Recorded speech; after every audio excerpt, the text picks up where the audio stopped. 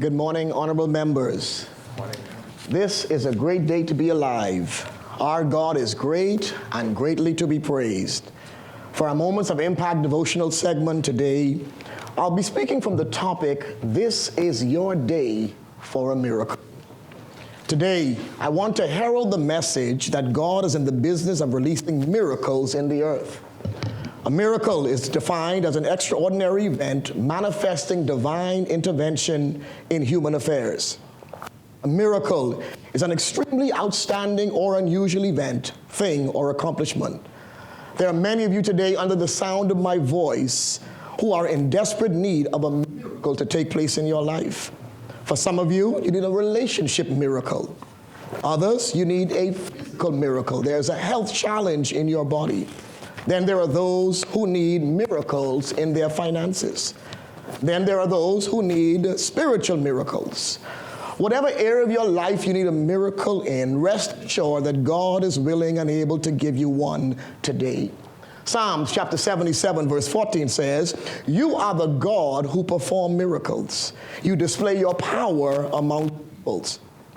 There's a brief story I want to read to you today that's recorded in the Gospel of St. John, chapter 5, verses 2 to 9, where Jesus performs a miracle on a lame man. And it reads, "Now there is at Jerusalem by the sheep market a pool, which is called in the Hebrew tongue Bethesda, having 5 porches. And in these lay a great multitude of impotent folk, blind, halt, withered, waiting for the moving of the water. For an angel went down at a certain season into the pool and troubled the water. Whosoever first stepped into the water would be made whole of the disease he had. And a certain man was there, which was possessed with an infirmity for 38 years. When Jesus saw him there, he knew how long he had been in that case. And he said unto this man, Wilt thou be made whole? The impotent man answered him and said, Sir, I have no man, when the water is troubled, to put me into the pool. But while I am coming, another man steppeth down before me. Jesus said unto him, Rise, take up your bed, and walk. And immediately the man was made whole, and took up his bed, and walked. And on the same day was the Sabbath." In this story, the man who was sick for 38 years experienced a miracle the same day he had an encounter with Jesus. The wait was now over. He no longer had to battle with those who entered the pool before him. When Jesus told him to rise, take up your bed and walk, he was telling him, this is your day for a miracle. He wanted this lame man to know that it was now time for him to carry what was carrying him for 38 long years. In conclusion, I ask you the very same question today that Jesus asked this lame man, will thou be made whole? Honorable members and those under the sound of my voice, the word of the Lord to you today is, it's time for you to rise. Take up your bed and walk. It's time for you to carry what has been carrying you. This is your day for a miracle. Selah. Think and act on these things. Let us pray. Our gracious and eternal Father, we hallow your sacred name. We acknowledge today that you are God and beside you there is no other. You are the creator of heaven and earth. Your word declares the earth is the Lord's and the fullness thereof, the world and they that dwell therein. You are sovereign and all-powerful. You are great and mighty. No one can compare to you. You are the great I am. I ask you, Lord, today to release miracles upon everyone under the sound of my voice. Release financial miracles. Release relational miracles. Release spiritual miracles. Release healing miracles today. And I thank you in advance for doing it on their behalf. Now, Father, bless the proceedings of this house. May your Holy Spirit lead and guide all of what will transpire today. Grant these honorable members strength, wisdom, and knowledge from on high as they seek to move our country forward. In Jesus' name I pray. Amen. Let us repeat the Lord's Prayer. Our Father, who art in heaven, hallowed be thy name. Thy kingdom come. Thy will be done on earth as it is in heaven. Give us this day our daily bread, and forgive us our trespasses, as we forgive those who trespass against us. And lead us not into temptation, but deliver us from evil. For thine is the kingdom, the power, and the glory, forever and ever. Amen.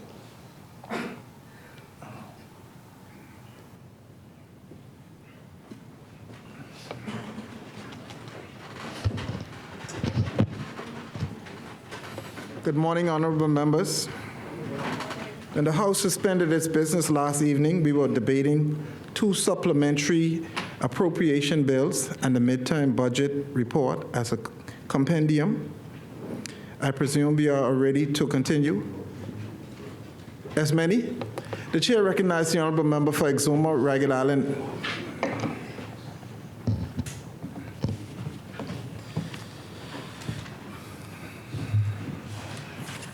Mr. Deputy,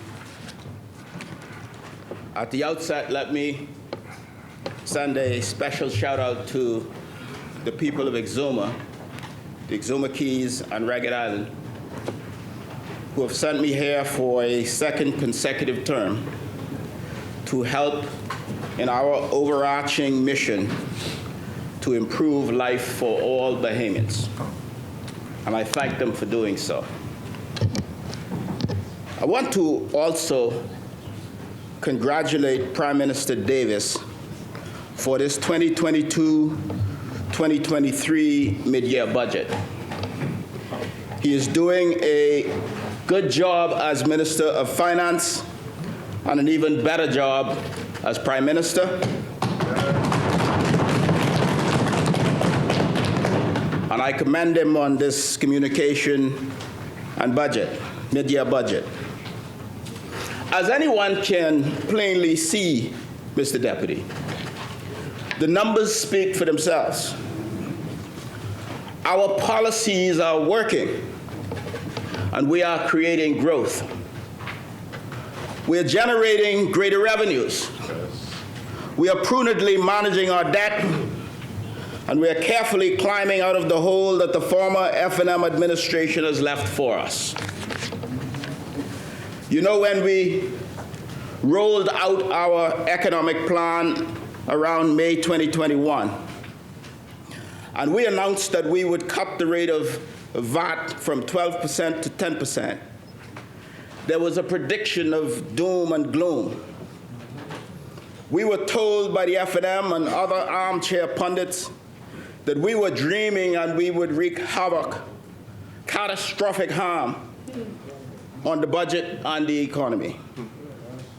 The current member for East Grand Bahama, who was in another place that allowed him to serve as Minister of State for Finance, called the idea a complete irresponsibility.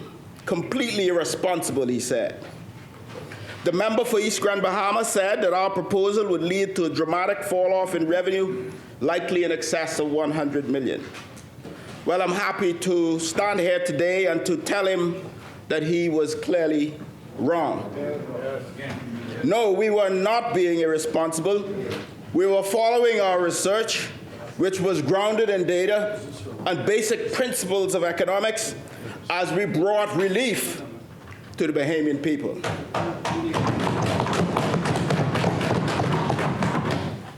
He asked if we would cut back on civil servant salaries and benefits when he made that statement, and he was wrong again. No, East Grand Bahama, we increased them whilst more than meeting our obligations. And we also closed outstanding negotiations with the unions, more than 15 agreements. And I hear the leader of the opposition and the member for St. Barnabas talking a lot about union busting. But we have a better relationship with the unions on our worst day than the former administration that they were a part of had on their best day. Labor-friendly government. Despite the forecasts of fiscal implosion, we reduced VAT And now it is up to over $600 million so far, already an increase of nearly $25 million compared to last year. We engaged the sharpest financial minds in the business to look at our debt profile and inspire confidence in our bonds, which are now performing better than they did during the prior administration.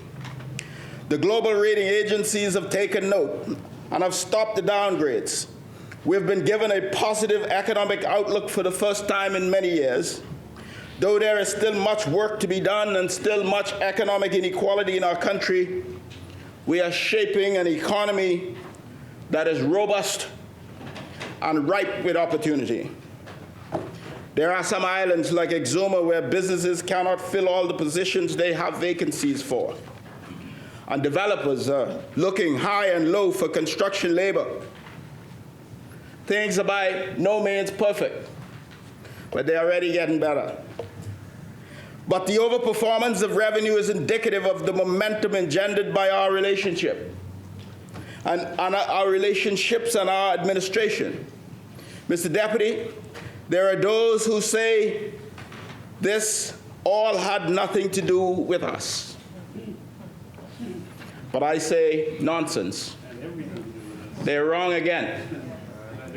As a businessman, I can tell you that confidence in government, prudent policies, ease of doing business, and providing a stable economic environment in which to operate are also critical.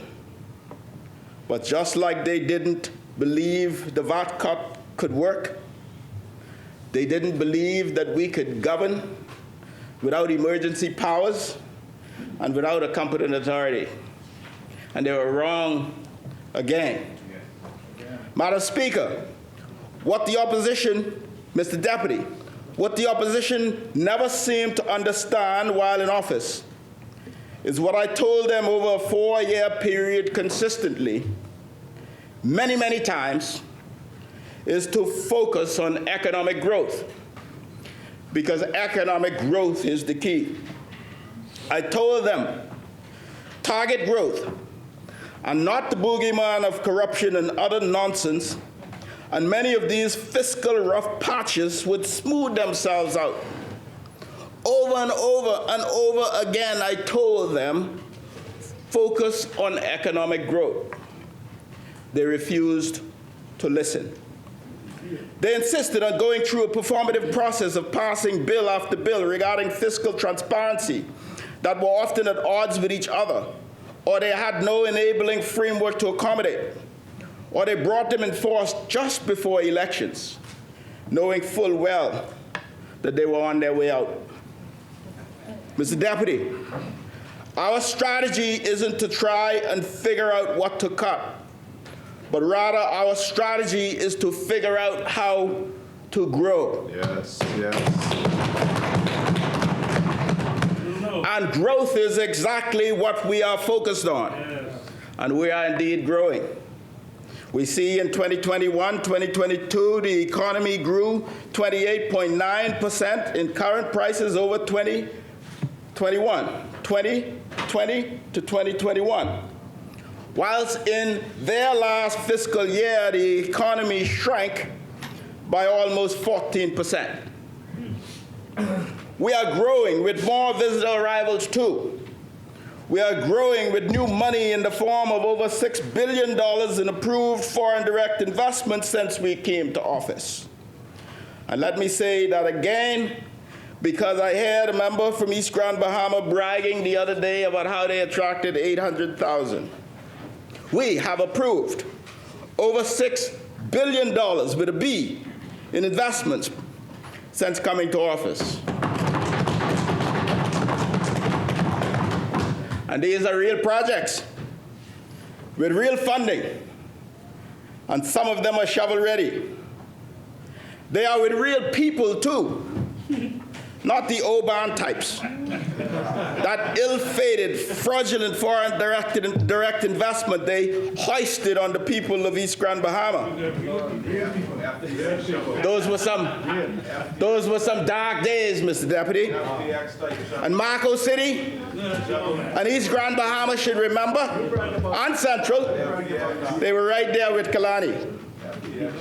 Mr. Deputy, we are growing in aviation. We have more airlift.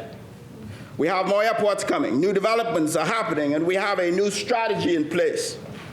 Growth, Mr. Deputy, is key, and tourism is growing. In terms of arrivals, we see that in 2022, the numbers were up 233% over 2021, and we achieved the 7 million visitor mark, but fell just shy by a smidge when compared to 2019. And to understand the gravity of the 7 million mark, I want to note that has only ever happened once before in the history of the Bahamas. We are targeting 20% growth in tourism for 2023, and we have every reason to believe that we are going to meet and or exceed that target. Mr. Deputy, as you know, 2019 was a banner year for tourism in this country, with over 7.2 million visitors to our shores. And when we look at what is happening in 2023, we are shattering 2022 numbers and 2019 numbers, and that's great news.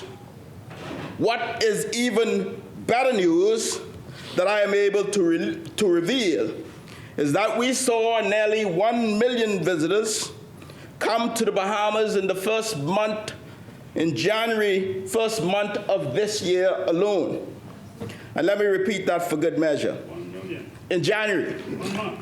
we saw nearly 1 million visitors come to the Bahamas. Yes. And for context, January of 2023, we saw that almost 1 million, but that number was in the region of 300,000 just the year before, in January 2022. That is a 166% increase between 2022 and 2023. And when we look at 2019, remember that was a banner year. We saw 636,000 air and sea arrivals in January. January 2023 is a 33% increase over 2019, and this trend is holding throughout the islands. We are seeing increase in Nassau and Grand Bahama, in Exuma, Abaco, and Andros too. We are seeing increases in Berry Islands, in Bimini, and Cat Key. Yes. We are seeing significant increases in Cat Island, Eleuthera, San Salvador, Long Island, and many other islands. And in January, Grand Bahama saw a 400% rise in sea arrivals compared to the year before. And I point that out to say that the potential of Grand Bahama is there and the momentum is growing. We will also see a great deal more traffic when the Carnival Cruise Port is completed in 2024. So, Mr. Deputy, if I had an hour, I would tell you more about Grand Bahama, but I invite the public to tune into the Grand Bahama Business Outlook next week, when we'll talk more about the Grand Bahama International Airport, the Grand Bucayan Resort, and the growth of Grand Bahama tourism. Yes. But I want to make the plea now to those on Grand Bahama, and indeed throughout the Bahamas, that you seize these opportunities to become business owners. As the chaplain said today, take up your bed and walk. You can provide safe, fun events and activities for visitors that help you to build businesses and create wealth. We will utilize the Tourism Development Corporation to incubate your ideas so that you can benefit from the increased traffic, and we'll be talking a lot more about that real soon. Mr. Deputy, this growth is also being displayed in what we are seeing in departure tax collections. For the first 6 months of this fiscal year, departure tax collections totaled $71.5 million, an improvement of 45 million or 85% over the prior year. In the first half of the year, we collected 73.7% of the budget target for departure taxes. And as I told a recent forum, more visitors means more tax income, more economic activity, and more opportunities and jobs and entrepreneurial opportunities for Bahamians. It means keeping on track with our fiscal plans to ultimately end deficit spending. More visitors, I say, mean more jobs that create spending and more business opportunities that create wealth. More jobs and opportunities for straw vendors, taxi drivers, and tour guides. Yes. And beyond arrivals in 2022, room revenues, average daily rates, overall occupancies, spending by cruise visitors are all up, Mr. Deputy. Our strategy is to fully utilize tourism as a tool for economic growth. And you know, it's been suggested by some that I should not take credit for our record tourism numbers. And I agree. I alone cannot take credit for the successes in tourism. And with that said, I would like to recognize a tremendously strong team, young and powerful, Mr. Deputy, who are here today. Deputy Director General of Tourism and Director of Aviation, Dr. Kenneth Roma. Our Permanent Secretary, Mr. Reginald Saunders. Director of Investments, the $6 billion woman, Felicia Hanna. And of course, Senator Randy Roll, who will have a lot more to say on these issues in the Senate. I would also like to thank Parliamentary Secretary, the member for Central and South Abaco, who's doing a great job in representing me and Team Tourism and the people of the Bahamas at home and abroad. The Nassau Guardian said in its editorial, encouraging tourism numbers, they said last month, and I quote, "These numbers are notable in that they indicate several things. One is that demand is stretching beyond the pent-up desire to travel, and there is meaningful reason to believe that brand awareness and increased travel routes instituted under the current Minister of Tourism are reaping dividends. Another is that the increase in first-time arrivals from the US, Canada, Europe, Africa, Asia, Middle East has possibly been as a result of increased missions. Another inescapable truth is that the expansion of berths at Nassau Cruise Port and the redevelopment of the facilities along with the deft handling of bookings by port management have contributed to the increase. The port has had record days in the last quarter and looks to break even more. I agree with them. So whilst I do not take sole credit for what is happening, there can be no doubt that the team we have at the Ministry of Tourism, Investments and Aviation, and our various partners have a great deal to take credit for and to celebrate. What is happening is no accident. We have a strategy for tourism, and we're executing it.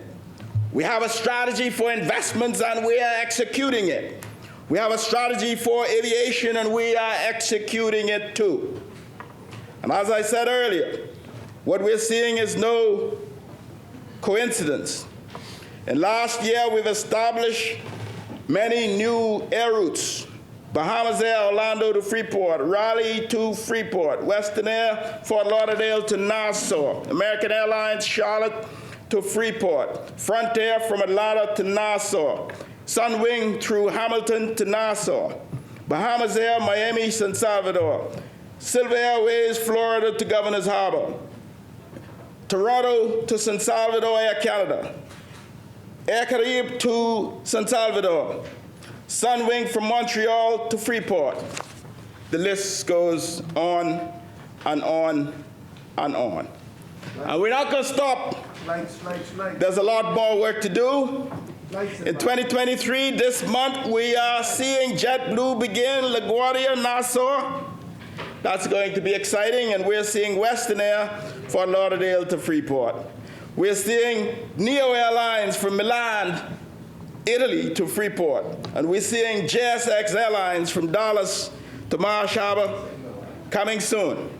We've been working, Mr. Deputy. Yes. We're strategizing and we're executing the strategy. We're using tourism as well as a tool for innovation. We recently launched in Miami an ocean conservation immersive experience with Beneath the Waves called Our Ocean, Our Future. It was hugely successful. Students between the ages of 13 to 18 participated. There was a panel, allowed them to become involved in the process. The experience promotes ocean health and using science and technology to catalyze ocean policy protecting threatened species.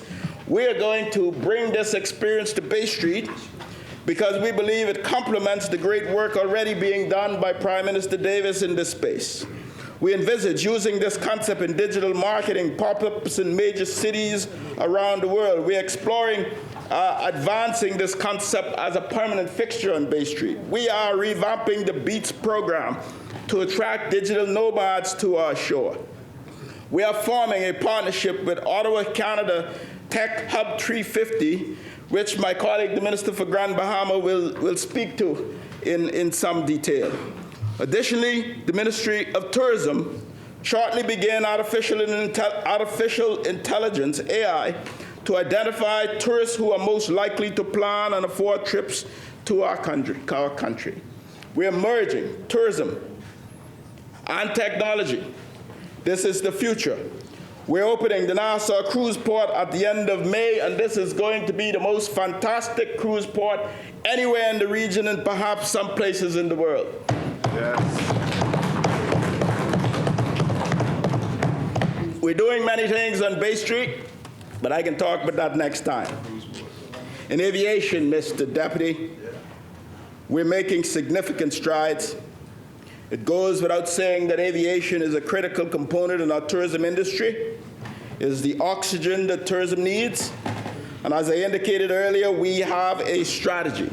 The Bahamas National Aviation Planning Strategy was comprised by Director of Aviation along with the stakeholders. This is going to exceed global standards, Mr. Deputy. Its primary mandate is to ensure that all initiatives are aligned. And this is what we are going to do, deploying innovative strategies to advance aviation in our country. And you heard about the PPPs on 14 island airports. We have to be creative. The government owns 30 airports in the country. We don't have the resources to develop all of them on our own. So we must, and we have, gone to RFPs to develop 14 of those airports across the country. New Bight, Cat Island, Exuma, Staniel Key, Black Point, Farmers Key, Exuma, Marsh Harbor, Abaco, Treasure Key, Abaco, Sandy Point, Abaco. We ain't forget you, Eleuthera. Thank you. Hallelujah. North Eleuthera, Governor's Harbor, Rock Sound. Honorable member, are you asking for 5 more minutes?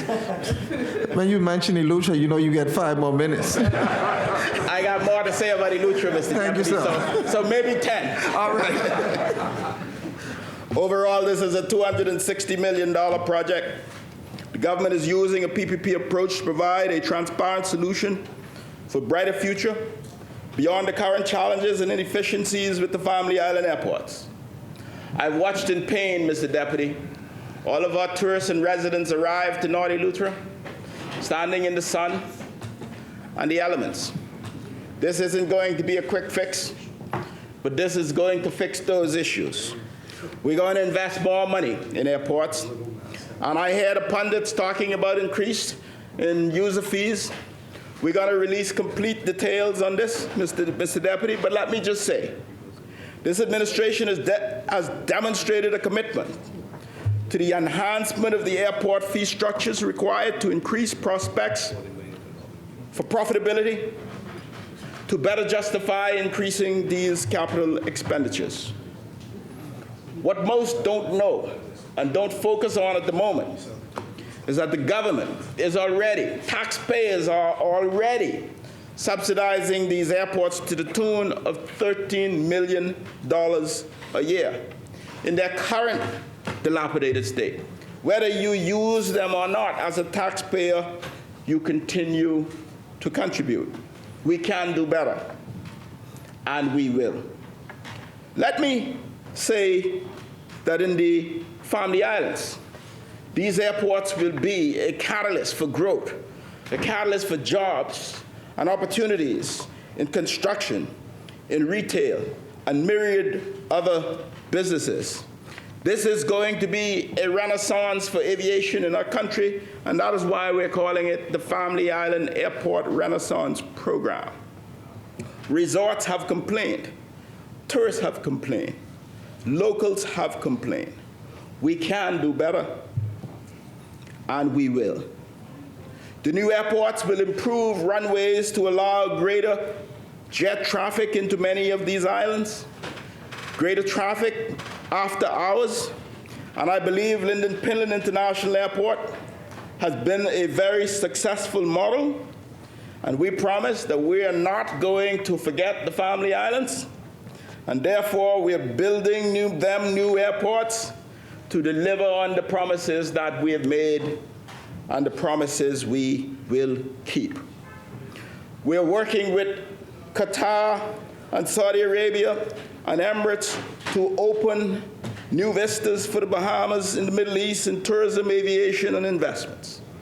And very soon, Qatar Airways will begin in earnest, or they have already begun. They will complete an analysis on Bahamas Air at their cost to give us ideas.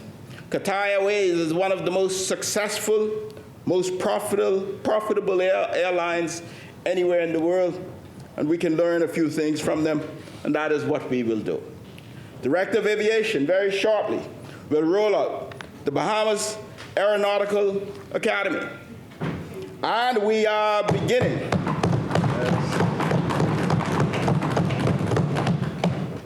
we're not going to leave it the way we met it.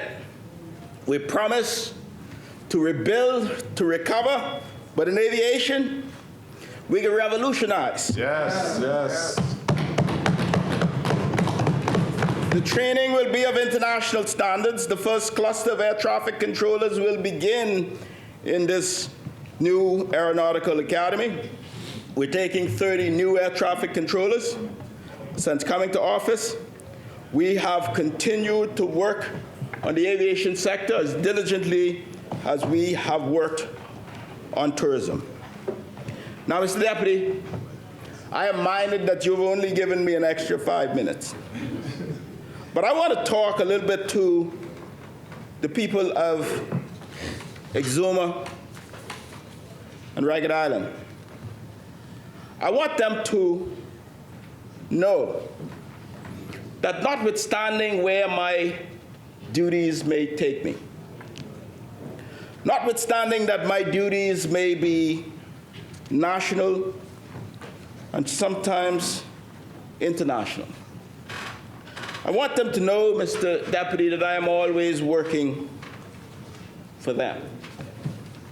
Everywhere I go, I carry a flag, firstly for the Bahamas, but secondly for Exuma and Ragged Island. And I hoist this flag high because I am so grateful to have this occasion to represent my great people of Exumas and Ragged Island. And therefore, I want them to know that we are continuing our work on the 45 miles of nice, smooth road all across the island. The RFPs for potable water in Little Exuma and Baratari and Georgetown repairs have been completed.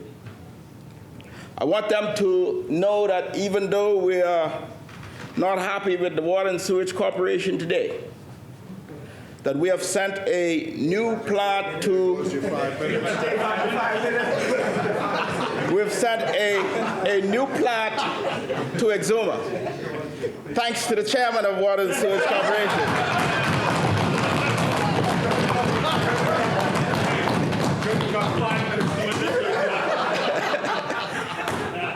and it's being installed as we speak. Black Point, Daniel Key, Farmers Key. You see you're getting your new airports. And the Minister of Health has promised me that you're getting your new clinics too. The Minister of Finance has assured me that work on the Exuma International Airport will recommence shortly. And the Minister of Education has advised that the new state-of-the-art school in Daniel Key will open before May in 2023. And Ragged Island, I see them making mischief all over the place, but you know you got your new airport terminal already. And you also know that your school and your clinics are progressing, and they're coming next. And of course, Little Exuma, on March 18th, with great excitement, we will be at the grand opening of the Forbes Hill Cultural Village. We promise you that we will restore this forgotten community, and that is what we are doing. Mr. Deputy, the people of the Bahamas should go to bed and rest well, knowing that their fiscal affairs and the stewardship of the government is in good hands. They should go to bed tonight and every night, understanding that where there are pains, this administration feel those pains and will bring relief. They should go to bed tonight and every night thereafter, understanding that tourism is strong and growing. Yes. Investment is strong and getting stronger. Yes. On aviation, we're growing, but we're not just growing. We're revolutionizing, Mr. Deputy.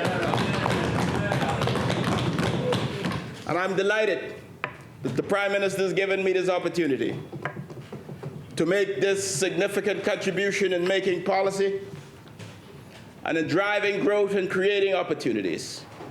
And likewise, the people of Exumas and Ragged Island. And I hope that God will continue to richly bless them. And may God bless the Commonwealth of the Bahamas. Thank you, Honourable Member. As many, the Chair recognizes the Honourable Member for Yamakra.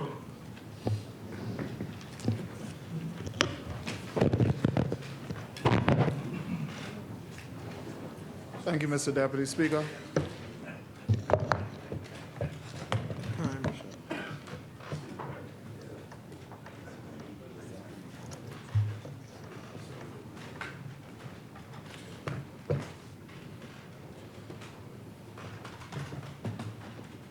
Mr. Deputy Speaker, I am pleased to be able to address this honorable body once again as the Member of Parliament for the great constituency of Yamakra and the State Minister for Education and Technical and Vocational Training.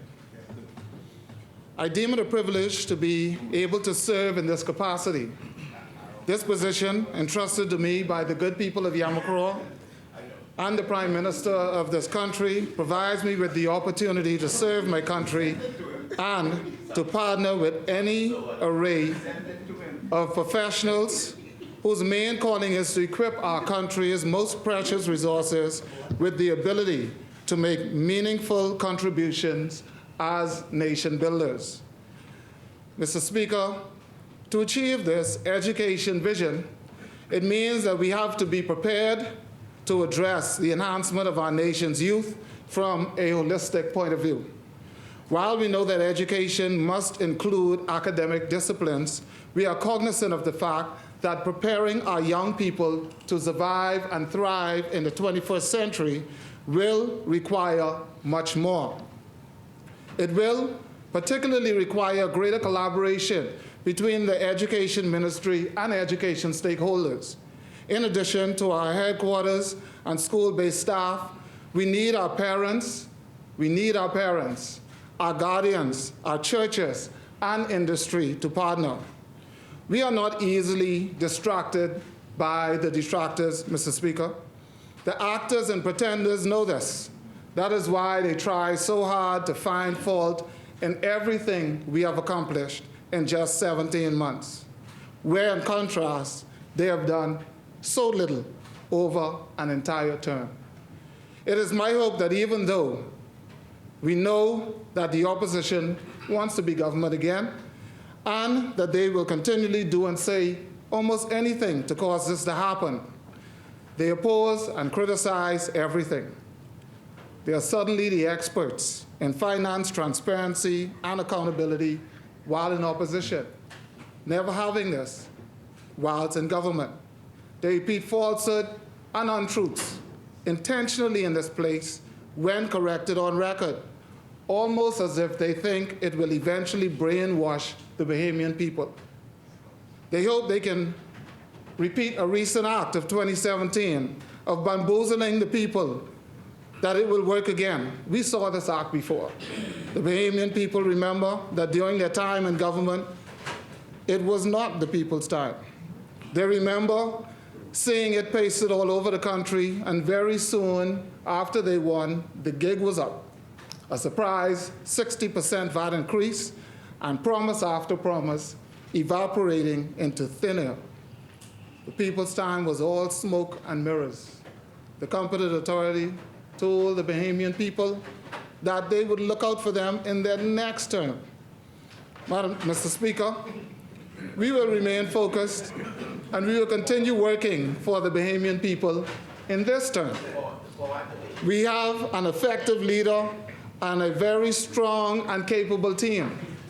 A leader that bravely represents the 242 around the world, lobbying for climate solutions and touting the beauty, strength, and capabilities of the resilient Bahamian people. Yes. Mr. Speaker, I'm reminded of the scripture, 1 Corinthians 12, verse 14. It tells us that the body is not made up of one part, but of many. Furthermore, verse 17 to 20 directs us that if the whole body were an eye, where would the sense of hearing be? If the whole body were an ear, where would the sense of smell be? But in fact, God has placed the parts in the body, every one of them, just as he wanted them to be. If they were all one part, where would the body be? As it is, there are many parts of one body. Mr. Speaker, this text makes it clear that we must collaborate, partner, and work together in unity. This is critical if we are to advance the national agenda, and more specifically, our educational goals and visions. So I'm thankful for the opportunity that God has granted to me to work alongside all of my elected colleagues from both sides, even both sides of the political divide.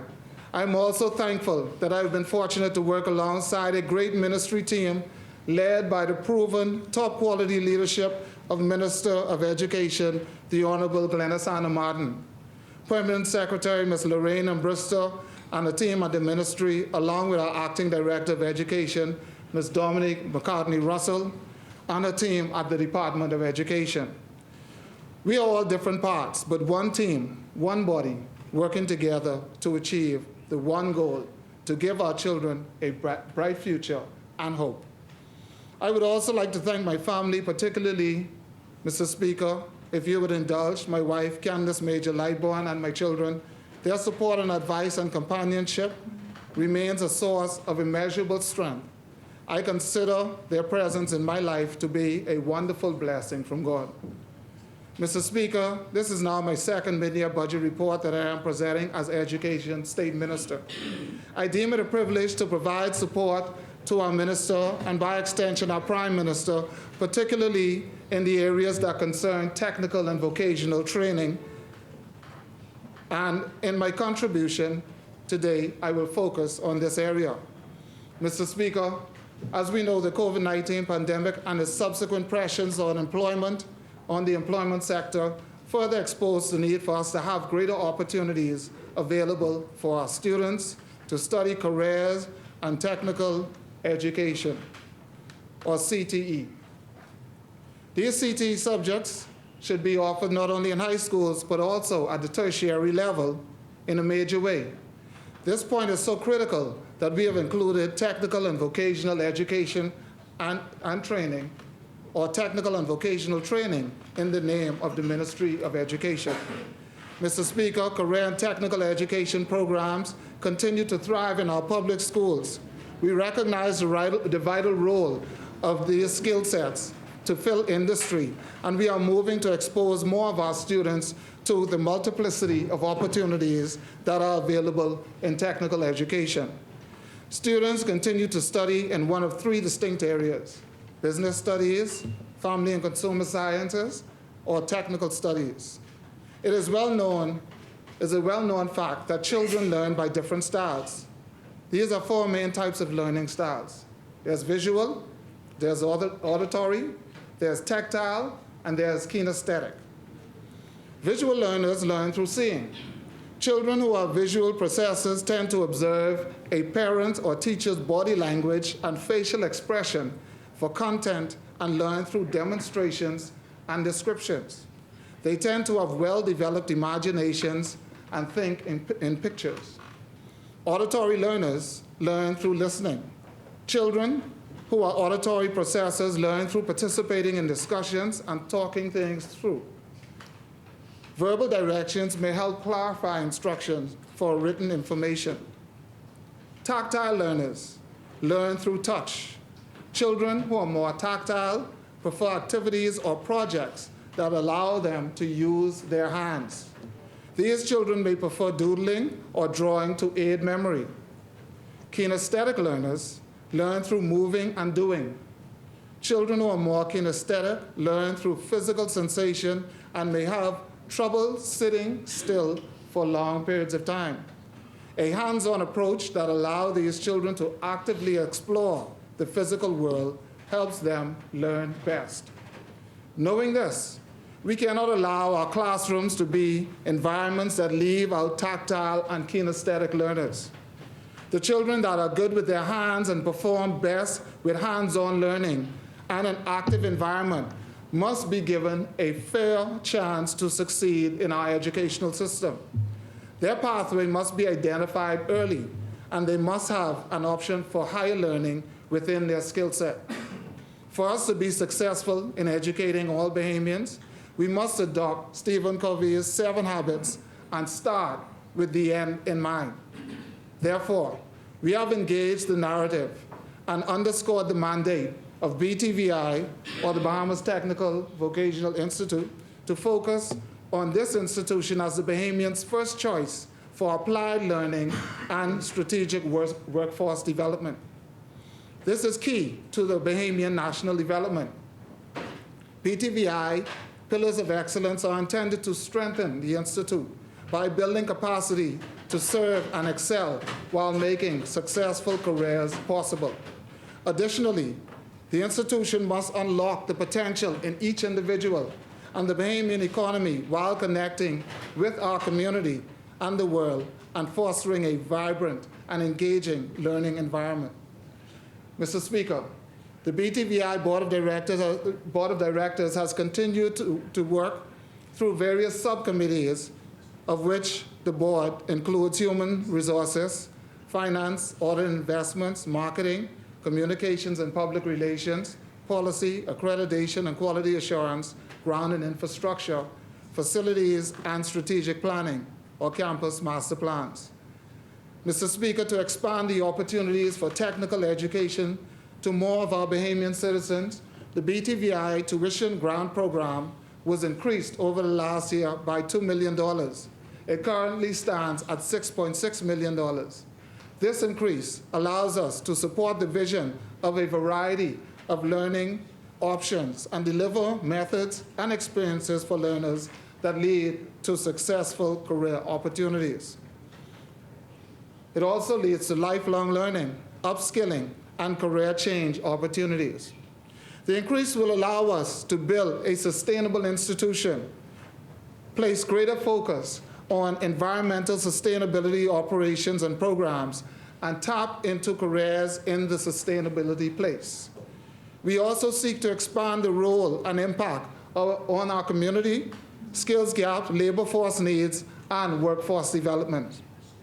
Mr. Speaker, BTVI will support new programmatic thrusts with preliminary exploration with local, regional, and international partners in areas such as allied health, environmental technology, orange, green, and blue economies, undergirded by an entrepreneurial thrust, building out and interfacing with small businesses. This is the engine on which our nation and our people will thrive. Mr. Speaker, BTVI has expanded its offerings by creating partnerships, both locally and internationally. It has recently signed a MOU with Nova Scotia Community College in Canada. This college has a built environment facility in which BTVI is interested.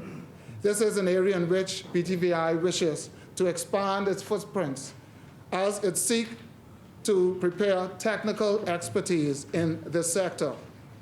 BTVI will provide bridges for young people to be exposed to various industry sectors and disciplines through a number of initiatives, including the reintroduction of the Technical Cadet Corps and the resulting partnership with BTVI. I will come back to the Technical Cadet Corps. Promoting the dual enrollment program, which allows students in high school to take credits at BTVI. One such program that was introduced and is now available to high school students is the ICT program, launched on the 26th of January. This program will run through the summer with projected new cohorts to enroll in September 2023. The Smart Start Learning Recovery Program, funding of this an additional of $2 million.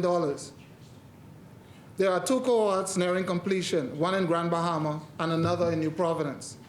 Additional cohorts are expected to launch at the end of the month in both Grand Bahama and New Providence. BTVI is committed to pushing the envelope and extending the Institute's reach and access to make the program available through dual enrollment. Mr. Speaker, this program will allow students in high school to follow a trades pathway, gain BTVI credits, and become eligible to take international certification through Smart Start programs. The program is currently being reviewed by the Department of Education to determine its eligibility to be considered as an alternate route to high school completion. This would definitely make it a game changer for many students who may have been disengaged from the educational system, especially through COVID-19. The idea is that they would enter the Smart Start program at BTVI and use it as an opportunity to get their high school diploma. Mr. Speaker, I am pleased to announce that recruitment is underway to launch Smart Start cohorts in North Andros, Abaco, Moores Island, Eleuthera, Exuma, and Long Island as early as 2023 March, this month. And I did mention Eleuthera just in case I need that later, Mr. Speaker. This thrust augurs well as BTVI is poised to establish a presence throughout the country with BTVI campuses envisioned for Abaco, Exuma, and Eleuthera in the first instance, with an additional site envisioned for Grand Bahama. Classes in the interim will be conducted in collaboration with various departments of education. I'd like to pause to announce that presently going on, Mr. Speaker, work is being carried out as we speak to the site on the hill of the old Greencastle Primary School building in Eleuthera, which will be a new BTVI campus, giving access for BTVI subjects to South Eleuthera, to South and Central Eleuthera.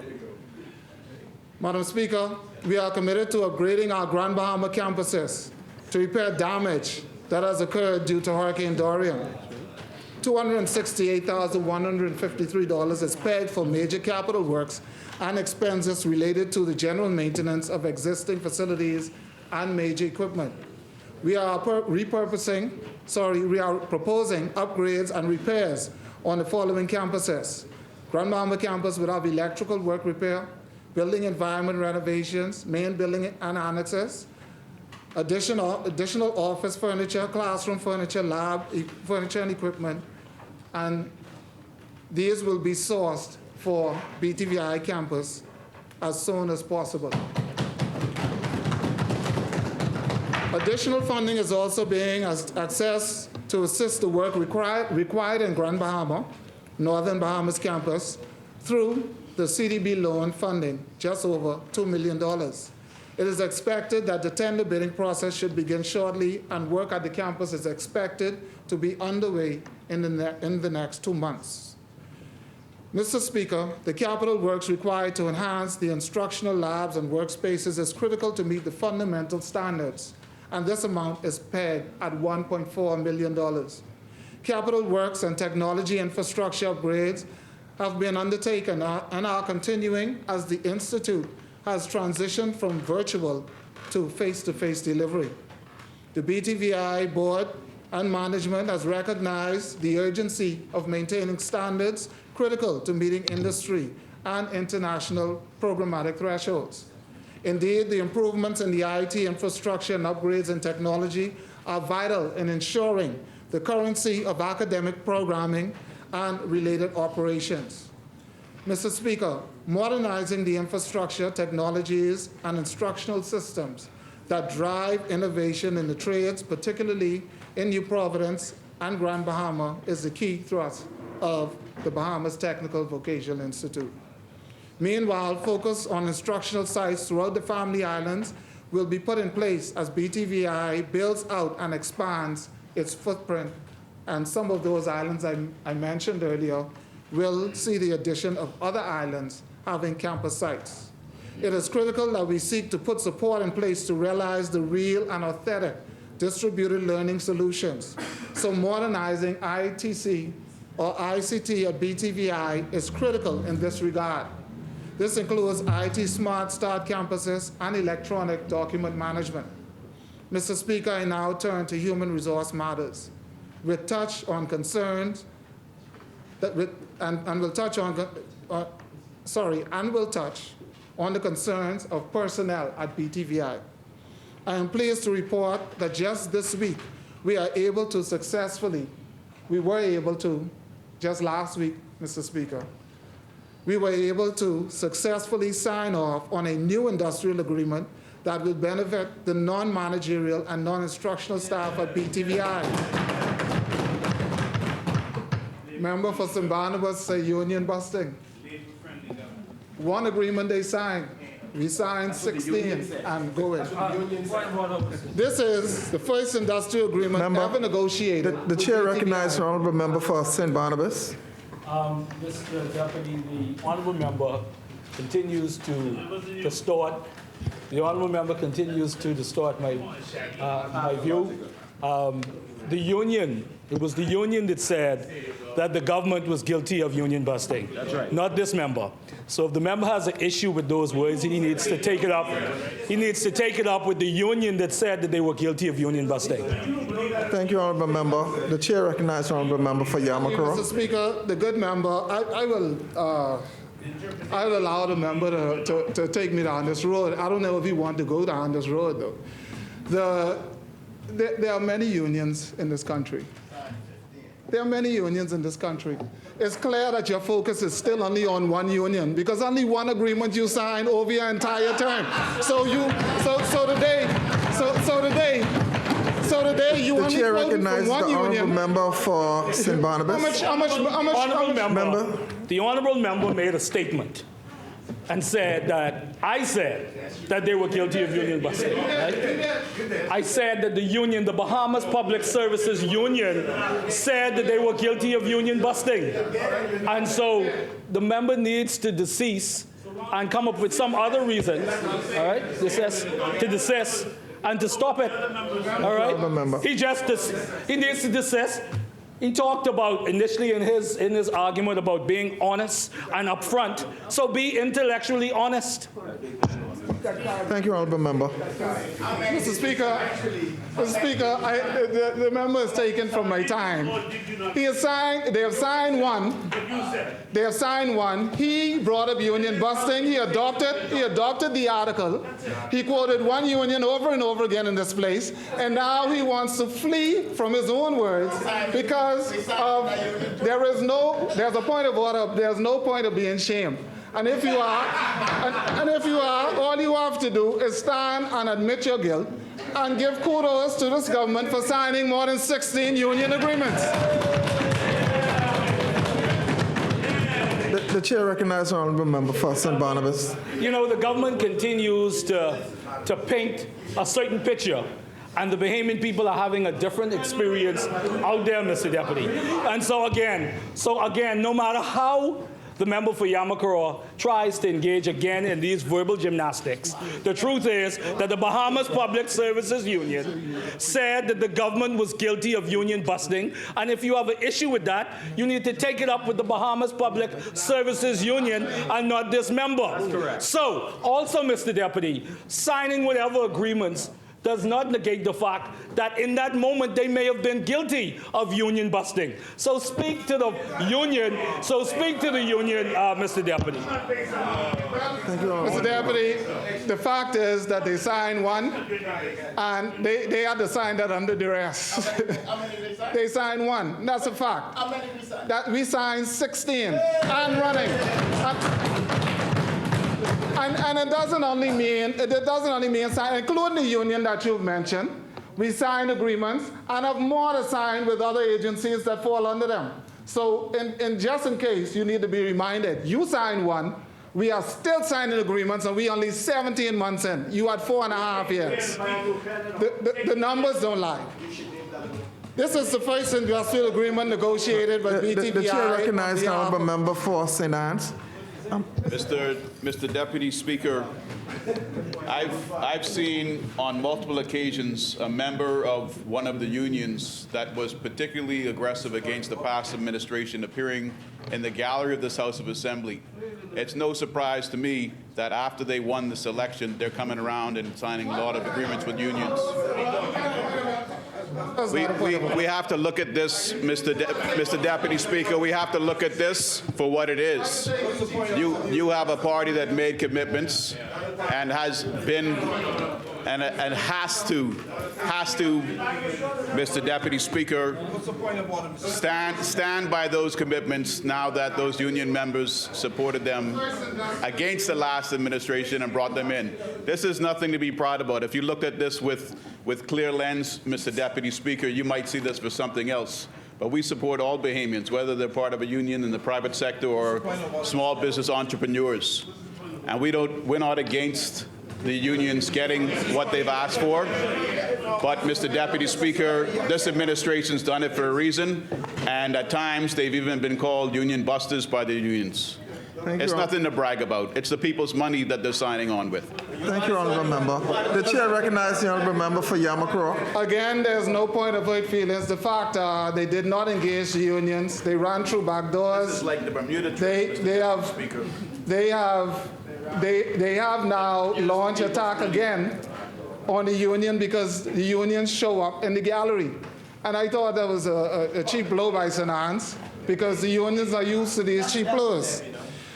The first industrial agreement ever negotiated between BTVI on behalf of the government and the Bahamas General Workers Union was just recently signed. The initial cost for this BTVI agreement is, for this BTVI Bahamas General Workers Union is estimated to be $157,000. That is money in the hands of the workers of this country. This 3-year agreement commences July 1st, 2022. It's retroactive and includes or continues to 2025. The term of this agreement grants the staff members new and improved salaries, enhanced leave benefits, and allowances. Additionally, these staff members are receiving merit pay increases to be applied to the base for the life of the agreement. Their agreement provides clearly defined protocols for scheduling of BTVI employees, regularization, performance reviews, promotions, transfers, and discipline and discharge guidelines. We are pleased with the outcome of negotiations and believe this agreement will solidify an atmosphere of good industrial harmony relations between BTVI and Bahamas General Workers Union. Madam Speaker, I now turn to the rebranding and relaunch of the Technical Cadet Corps program I mentioned earlier. The Ministry of Education and Technical and Vocational Training is excited to be in a position to bring greater focus to career and technical and educational training throughout the country, particularly through focus on the Technical Cadet Corps program. The ministry is seeking to reintroduce and relaunch the Technical Cadet program currently housed on the BTVI campus. The original vision of the program was intended to attract students with an interest in STEM programs only. For example, mechanical, radio, and television engineering, and more academic tracks only. The years passed, the program recognized consistent enrollment and similarly consistent scholarship offerings for participation, with the intention of ensuring the participants were able to obtain positions in the Bahamas labor market and thus bolster the Bahamian economy. The rebranding and relaunch of the TCCP, or Technical Cadet Program, will signify increased program diversities and will provide tiered tracks of exposure for a cross-section of students participants. Mr. Speaker, I am pleased to announce that this September 2023, the Ministry of Education and Technical and Vocational Training will launch an upskilling initiative to equip Bahamian students to lead the Bahamian economy.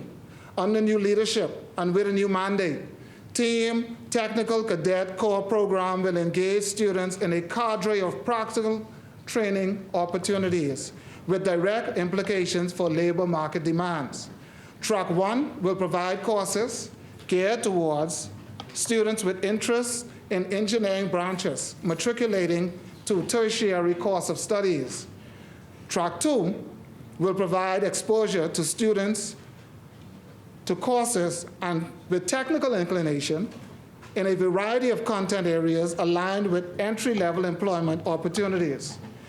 Mr. Speaker, this relaunch will be strategic as it will target specific interests and skill sets with projected participation from 10 public schools.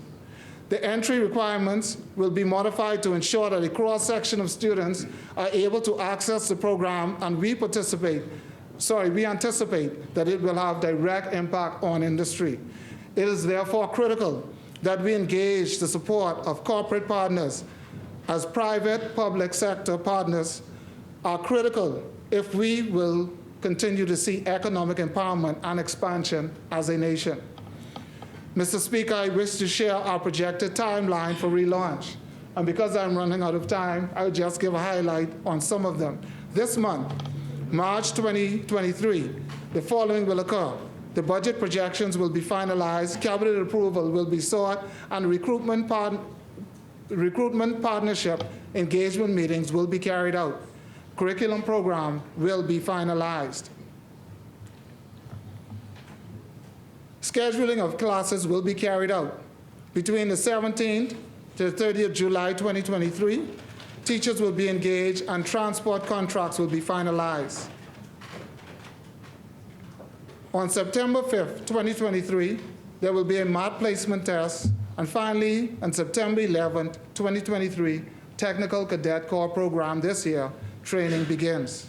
Mr. Speaker, whilst TCCP has benefited thousands over the years with both training and scholarship opportunities, the intent is not only to attract, but address the student retention mechanism.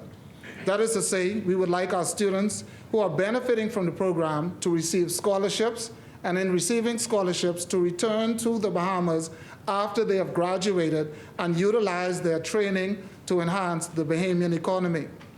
Mr. Speaker, the relaunch and the rebranding of the TCCP program will require financial injection of $355,000 in year one.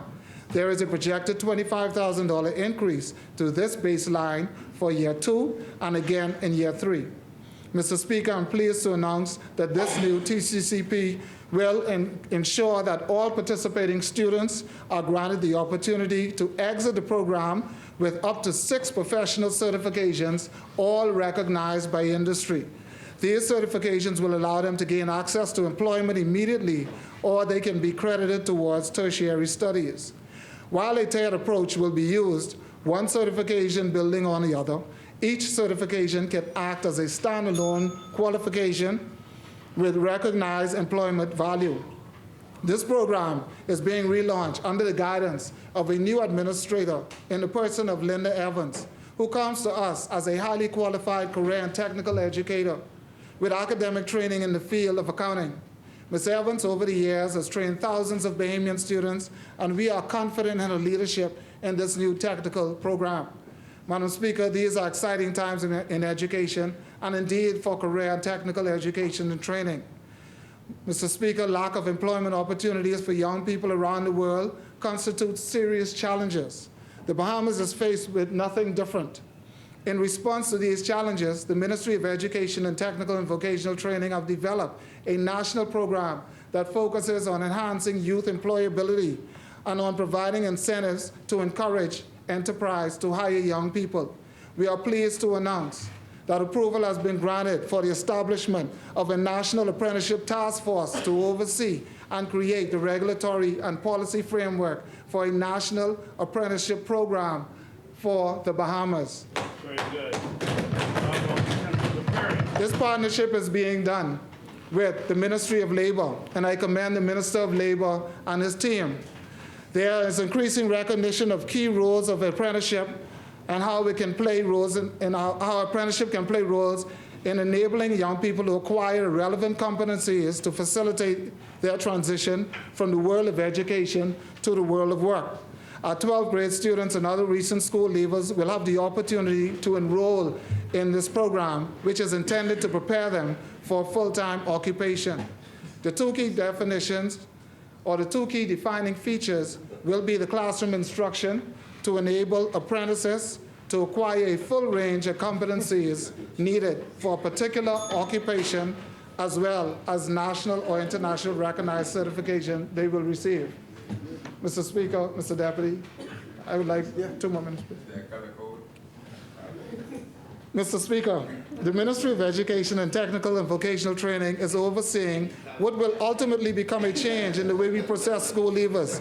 This program goes beyond the normal job readiness program and will be the vehicle that many young persons use to catapult them into entry-level positions with pay into various sectors and eventually other levels of career opportunities. Mr. Speaker, at a glance around the world shows an increasing number of countries are focusing on the development of improvement of apprenticeship systems and programs. These efforts have taken many forms to ensure their efficient functioning. Like us, these countries have inter alia amended legislation, carried out reviews, or recognized administrative structures to ensure proper framework is in place for an apprenticeship program. Mr. Speaker, as I close, I would like to mention the Bahamas Polytechnic Institute.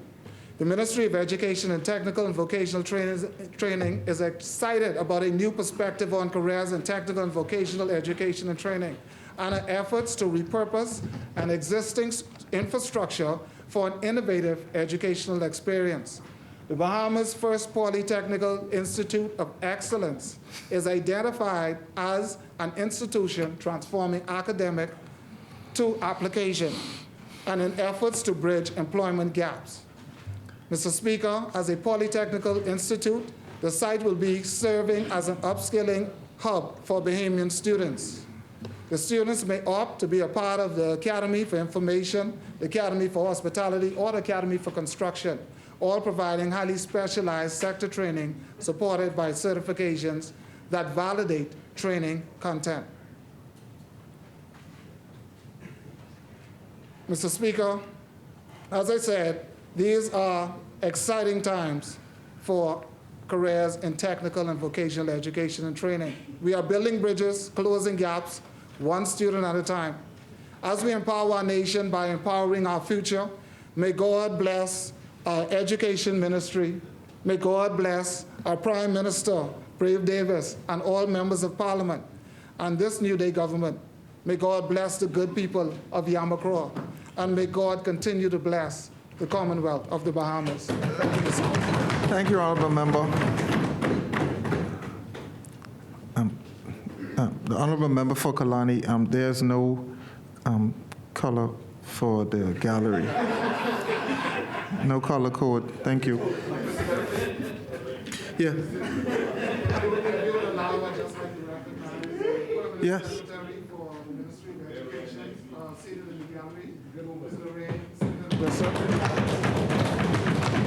Thank you. As many? The chair recognizes the honorable member for Marco City. He should come in a yellow top and a red bottom.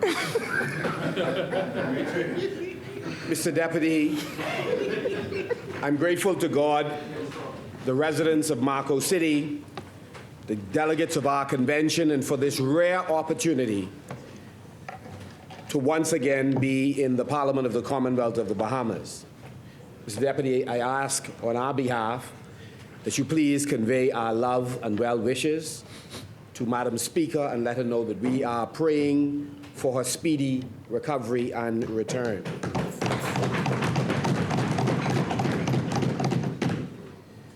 This morning, much like each time we meet, many families across our country, Mr. Deputy, are grieving for the loss of loved ones, and we grieve with them. So many deaths, so much sorrow, but we thank God for his grace and healing power and to provide peace in the midst of our storm. This morning, Mr. Deputy, I wish to extend condolences on my behalf, my wife, Burley's daughter, Michaela, the Marco City and the Free National Movement family, to the families of the following outstanding Bahamians who we have lost recently: Commodore Leon Smith, Samuel Lester Dawkins, Christopher Hamilton, Coach Gregory Monroe, Kenva Maida, Ivan Russell Jr., MCM Roosevelt Curry, Ann Burrows, Norma Russell's family continue to grieve, having lost loved ones just recently also. V.C. Colbert's son, Samson Napier, Eleanor Bain, Charles Bethel, Yvonne McDonald, Mercedes Sands Parker. Mr. Deputy, in much the same way there is the grief of loss, in the cycle of life, we also celebrate new births and, of course, birthdays. And so we wish to give a shout out to Antoinette Jones, Harold Adderley, who incidentally recently celebrated his 38th year of marriage, Beryl Ferguson, Everett Jackson. Mr. Deputy Everett is from San Salvador, and once again, we appeal for assistance with the water situation in San Salvador. Peter Murray and all of those who celebrated in the month of February and March. And of course, I join my colleagues who have celebrated Sunland Stingers, the Sunland Baptist Academy once again prevail as the champions of Hugh Campbell. A few of us in here, of course, we're attached to Hugh Campbell by virtue of being graduates of A.F. Hadley Senior High School. I believe the Minister of Sports is a graduate. He came years after me. I believe he came when we were wearing green and white. And then, of course, I also want to, in celebrating Sunland Baptist Academy, we also celebrate Jubilee Cathedral and the Williams family for their tireless work in sustaining the school. But to all of the players, coaches, teachers, administrators, sponsors who assisted the students, we once again salute them for an incredible job. We also congratulate all of the teams who participated, including the Rattlers, who was the runner-up in the Hugh Campbell tournament. And we also salute Pine Forest Academy for winning the Andrus Basketball Association tournament which occurred over the midterm break. And the senior team from Pine Forest did exceptionally well in winning 4 regular games and the championship. Both of those schools are in Marco City. I think we have the largest complement of schools, I believe, in Grand Bahama. And I want to say a good morning to all of the students and administrators and teachers. Mr. Deputy, one of the things I've learned in being engaged in public work, that you have to do this work as if unto God. If you do it for recognition or the hope that some good deed is going to result in votes, you're setting yourself up for a painful experience in public life. The truth is, we live in a culture, oftentimes you are as good as your last good deed. And so it is important for us to dedicate ourselves to being servants of our people and doing it as if you're doing a work unto God. So, Mr. Deputy, I once again encourage colleagues that we ought to remain humble and grounded. I believe it was T.D. Jakes who admonished us that we should not get drunk on people's praise. If we don't get drunk on their praise, we'll certainly be in a better position to cope with when those same tongues switch and engage in condemnation. And so only for a moment, Mr. Deputy, I embrace that good feeling you get when you hear the roaring crowds. But I'm mindful that for every screaming crowd, there's a group of people waiting to boo. This is how we are, unfortunately. As we move about, some heap lavish compliments on you for what they call your contributions. In fact, some go as far to talk about some members in this place about their greatness. And the moment that member begins to stick out his chest or his head begins to swell, he would sometimes hear, let me hold on a slow 20, when faded 50 or what wrinkle 100. The truth is that when a tax follows a compliment, it could leave you quite deflated. You know, the goose in goes before the tax. Why am I saying this, Mr. Deputy? I'm making this point because I listened to the bombing on the desk in this parliament. It's absolutely amazing. Members opposite, members of the government believe that the loudness of the chairs and the beating on the desk make their claims accurate.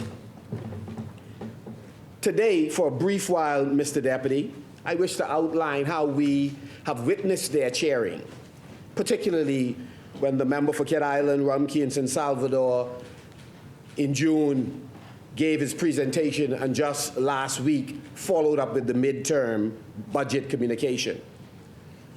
But a simple, short fact-checking of that message revealed some troubling trends in his manner of communication. Mr. Deputy, in a sense, in this place, we often hear glowing speeches from the New Day government. And yes, they are greeted with these thunderous applause, only to find out that the figures are often wrong, the promise of relief is often overstated, and often even big policy announcements are all recycled intentions. And the supposed revelations of scandals are drip-feeding exercises by a desperate administration who attempts to create distractions from their failing to keep the light on, failing in many instances to supply consistent water supply, whether it's in Eleuthera. And Mr. Deputy, let me express my gratitude for you being responsive when I reach out. I can't say that for the person you report to. Mr. Deputy, Abaco, San Salvador all have very serious water needs. But the distractions that the Prime Minister often seeks to create does not stop the failure to provide ease of doing business, or the pressures that have been heaped on small businesses, or failure to follow the law, even as they choose to prosecute FNMs while nullying cases for their friends, or failing to reach settlements with ordinary Bahamians who have had medical challenges that required compensation, or land issues. The chair recognizes the honourable member for Exuma and Ragged Island. I think the leader of the opposition is on dangerous grounds. And I would just advise him to be careful when he's talking about nollying for friends. He must understand that the DPP is an independent individual, a professional, a great Bahamian who has served them well when they were in government and now serve us. Many of these decisions come based on the merit, and I would urge him not to put in question the integrity of our professionals or the integrity of our judicial system. I just ask him to be patriotic on this point. Thank you, honourable member. Patriotic on all points, and I don't need admonition from you in that regard. This is an administration that is quite determined by whatever means, they desire. The chair recognizes the honourable member for Exuma and Ragged Island. Mr. Deputy, I ask that the member withdraw the point of nollies for our friends, or if he refuses to be responsible. We'll have it stricken from the record. Thank you, Mr. Deputy. The chair recognizes the honourable member for Marco City. This government seeks to create distractions from their failure to apply the law equally to all Bahamians. That while they are busy seeking to prosecute FNMs, they are quite busy. The political directorate is quite busy finding pathways to make sure friends of theirs who are already charged will not see their day in court. What is the point of order? The chair recognizes the honourable member for Exuma and Ragged Island. Deputy, you've expunged it, and he's put it back on the record, Mr. Deputy. He ought to know better. He's been here before, Mr. Deputy. He ought to be more responsible. And I ask that you so expunge what he has just put on the record, Mr. Deputy, Mr. Deputy, you are in charge of this House. You are in charge of this House. I restated what I said. It is my perception, it is my view that when a minister of the government seeks to take possession of files and he's asked to reduce the request to writing and declines to do so, I'm talking about a minister. So I'm talking about a minister the same way the prime minister talked last week about a number of matters which I will come to and refused to give a single name. So Mr. Deputy, this administration is quite interested in making sure that one group of Bahamians face the legal system while others do not. This administration. That's the point that I'm making, Mr. Deputy. And so many citizens, Mr. Deputy, are seeking financial settlements. If they had an unfortunate experience in their interaction with the healthcare system, or their properties were acquired through eminent domain or otherwise. Meanwhile, this administration is quite busy settling matters, some of which never reached the court. They are settling and have the audacity to do so in secrecy. In secrecy, as if the people of the Bahamas are not entitled to know how their funds are being spent, particularly compensating public servants who are gatekeepers. And we need to be assured that the discharge of their duty would not be influenced by any settlement they would have received. That's this administration.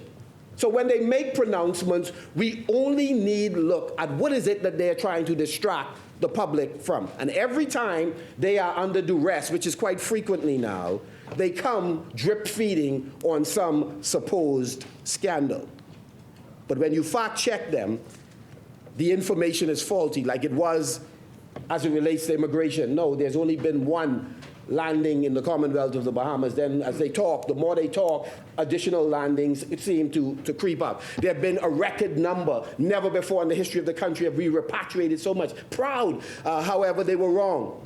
off by some 4 other years, that there were larger numbers of repatriation than the figures that they mentioned. And I read it into the record and held up the book. Well, yeah, you wouldn't know the truth if you saw it. And so,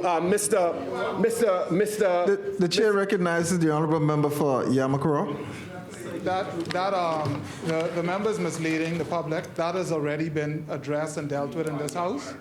And the member for Carmichael clarified that the record that they had was incorrect and added some numbers. He never said it. So yes, he identified the breakdown. So the member should withdraw that statement that he made because it is untrue. Thank you, honorable It is member. untrue. It is not true. So, Mr. Deputy, I will continue. Well, let's just say he's being untruthful and inaccurate at the same time. The Prime Minister, in our view, is squandering an opportunity to capitalize on a Bahamian economy that is roaring back from a crippling pandemic and a Category 5 Hurricane Dorian, which knocked offline 2 of the 3 economic centers in the Bahamas. I listened to the member talk about tourism growth. Let me say, Mr. Deputy, the pent-up demand from those countries that have historically supplied tourists to the Bahamas accounted in large measure to our good fortune of millions of tourists returning to our shores, particularly from the eastern seaboard. And Mr. Deputy, this dramatic increase in tourists resulted in available resources that, if managed and deployed properly, would augur well for the growth and development of our economy. What would the additional resources from increased tourism provide? 1, it could spur sustained economic growth, take care of much of our recurring expenditure, improve deteriorating infrastructure, better service our debt, address critical national issues, provide a safety net for the most vulnerable among us while helping to retool our workforce. Alas, though, Mr. Speaker, we are not managing the increased resources effectively. I found it interesting, the member for Exuma and Ragged Island gave a wonderful quote this morning that is so applicable for this administration. He said that while in opposition, he challenged the then government to focus on economic growth rather than the boogeyman of corruption. Oh my gosh, how wonderful for him to restate it for the Prime Minister and for members of this New Day government. Focus on economic growth rather than the boogeyman of corruption. And then he went on to say that the list of financial services regulations that were put in place were not fit for purpose, hence their failure to comply with the law. Excuses. The chair recognizes the honorable member for Exuma and Ragged Island. Mr. Deputy, he was going well until he said, hence us not complying with the law. I asked him to withdraw that phrase, or I ask you to strike it, Mr. Deputy. You are revisionist. We won't leave untruths on the record today. I'm going to carefully go through, and if you're satisfied after I've talked about the procurement law, the debt service management law, the violation of the Central Bank Act, the Housing Act, the Ministry of Transport Act, if Mr. Deputy, I have not made the case, by all means, but what I said is correct. This administration since the 21st. Can you stop the clock? Because he's on his feet, please. Yeah. The chair recognizes the honorable member for Exuma and Ragged Island. The member has misquoted me, Mr. Deputy. I asked for your ruling on the matter. I asked him to withdraw it, or I asked you to expunge it, Mr. Deputy. He said. Mr. Deputy, this administration is in violation of multiple financial services regulation. All of us have been in here long enough to know that they're in violation of the Procurement Act, including the member for Exuma and Ragged Island. And he was in the parliament at the time when it was passed and voted for it, Hold the clock. but have not complied with it All right. for more than a year. Member is blowing more smoke. I asked for your ruling on this matter. He has misquoted me. Why are you He's trying to put- bully He has put. Member. The member has put erroneous information on the record of the House. I've asked him to withdraw it. I've asked you to expunge it, Mr. Honorable member, are you going to withdraw? Withdraw what, Mr. Deputy? So I can hear. What is it? Withdraw what, Mr. Deputy? The quote, Inaccurately. What is it? I said X, Y, and Z, and therefore, I never said X, Y, and Z. What is it exactly? Mr. Deputy, I'm not here to pleasure him today, Mr. Deputy. What I ask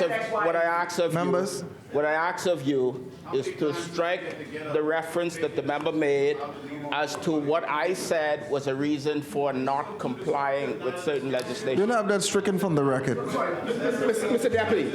Deputy, what exactly is being stripped from the record? What is being stricken?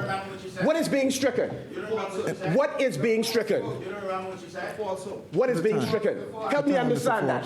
Because we're going to have a problem today if he can get up and talk nonsense about X, Y, and Z, and we don't even know what the hell he's talking about. What is X, Y, and Z? The member for Marco City. Just use a most unparliamentary language. What the hell, or something to that effect, Mr. Member. I asked that the member, children are watching this, Mr. Deputy. I asked that he control himself, right? Because people are looking up to us as leaders, Mr. Deputy. You've made a ruling on the matter. Something he said. If he needs to be refreshed in what he said only 4 minutes ago, that's on him, Mr. Deputy. Thank you, honorable member. Mr. Deputy, we are going down a dangerous road when the member seeks to bully the chair by failing to even refer to what I've said. I made the point that the same member is guilty, he is guilty of not complying with a series of financial services legislation. Guilty, not complying with the Procurement Act, not complying with the Debt Management Service Act, not complying with the Central Bank Act, and I intend to lay out the case. I'm entitled to lay out the case. The chair recognizes the honorable member for Exuma and Ragged Island. Despite his irresponsible comments earlier, he's now gone further, and he said this member has broken the law. It's a very serious allegation, Mr. Deputy. He must either now substantiate that, or he must withdraw it. And if he refuses to do so in his irresponsibility, I ask you to once again expunge it. Mr. Deputy, we have asked this administration in your presence on multiple occasions, this administration inclusive of all of the ministers, all ministers of your administration, all members of your administration, including the member for Ragged Island, and I will not withdraw it. So, Mr. Deputy, the procurement law, the Procurement Act requires that this government. The chair recognizes the honorable member for Exuma and Ragged Island. He's in bad form today, Mr. Deputy. He's not remembering what he said 30 seconds before. He accused this member. He said this member, referring to Exuma, has broken the law. That's what he said. One member on the floor, I'm asking him please. to withdraw it, not blow more smoke around it. Withdraw it, or I ask you to expunge it, Mr. Deputy. Okay. Mr. Deputy, Are you going to withdraw? Let me finish the point. Okay. Every member of this House who's in charge of a corporation is obligated by law to ensure that their ministry, their corporation, their board publish all of the contracts. And I'm saying that all of the members in here with those responsibilities, inclusive of the member for Ragged Island and Exuma, have refused to have their ministry, their board, put on the public record the contracts which they have issued since coming to office. That is the point that I made. That's exactly the point. You know exactly the point that I made. You know the exact point that I made. The chair recognizes the honorable member for Exuma and Ragged Island. The member said that this member, referring to Exuma, has broken the law. I asked him to withdraw it, I asked him to withdraw it, or I asked you to expunge it, Mr. Deputy. Are you going to withdraw, honorable member? This way. The government of which the member is a part, the government Members. which the member is a part, have failed to disclose since coming to government. They are in violation of the Procurement Act. Okay, honorable member? Yes. The chair recognizes the honorable member for Bimini. I think the member for Exuma has explained himself. The member for Marco fully understands that is why he has revised what he said earlier. But what we're asking, member, is to simply withdraw what you said specifically about the member for Exuma. Exactly, I restated it. Mr. Deputy, I have restated the point made earlier that the government of which he is a part is in fact guilty. And so that is the statement I wish to leave on the record. Thank you, honorable member. The chair... Mr. Deputy, have it taken off the record. You're looking for distraction, but here's the reality, Mr. Minute, hold on, Marcus City. The chair recognizes the honorable member for Freetown. Mr. Deputy Speaker, I understand the challenge that non-legal people may have with reading acts of parliament, but this is the House of Assembly where we pass laws, and the side opposite passed the Procurement Act that puts no responsibility on any political person and puts all the responsibility on public servants. They may not have realized it when they passed the law, but that is what they did, and I would invite him to read any section of the Procurement Act in your hearing that says that any minister must do anything. Thank you, honorable member. We will have that expunged from the record. Again, Mr. Deputy, let me show you the consistent inaccuracy in what is stated. I turn my attention for a moment to the fiasco which occurred just last week with respect to the Prime Minister. The Prime Minister indicated that the deficit was up in his earlier statement on February 22nd. Again, when he returned on March 1st, he sought to indicate that the deficit had in fact decreased by some 5.3 million. When challenged by the member for East Grand Bahama, the Prime Minister then corrected himself, but failed to explain several things. One, he never apologized for misleading the Parliament in terms of the figures he gave. The Prime Minister had an entire week. He misled the Parliament, he misled the country, he misled the international community. And for an entire week, the Prime Minister left on the record one figure indicating that while revenue was up, the deficit was also up. But he came back a week later, having not corrected that misstatement. The Prime Minister owes this public an apology. Then he did something even more egregious. He sought to blame the media. Well, he also blamed his speechwriter, and I guarantee you they're still employed. And so, again, Mr. Deputy, the Prime Minister has to be extremely careful when he is giving figures that have an impact on the minds of creditors, of those investors, as well as rating agencies. But again, Mr. Speaker, even now, they have not come the chair back and explained how they arrived at those for Exuma and Ragged Island. Deputy, the Prime Minister is on record. He indicated that there was an error. Two members on the floor. 1 minute. Yeah, thank you. He indicated that there was an error, and he indicated that in his most recent presentation, what he presented was the correction and the correct version of what he intended to say previously.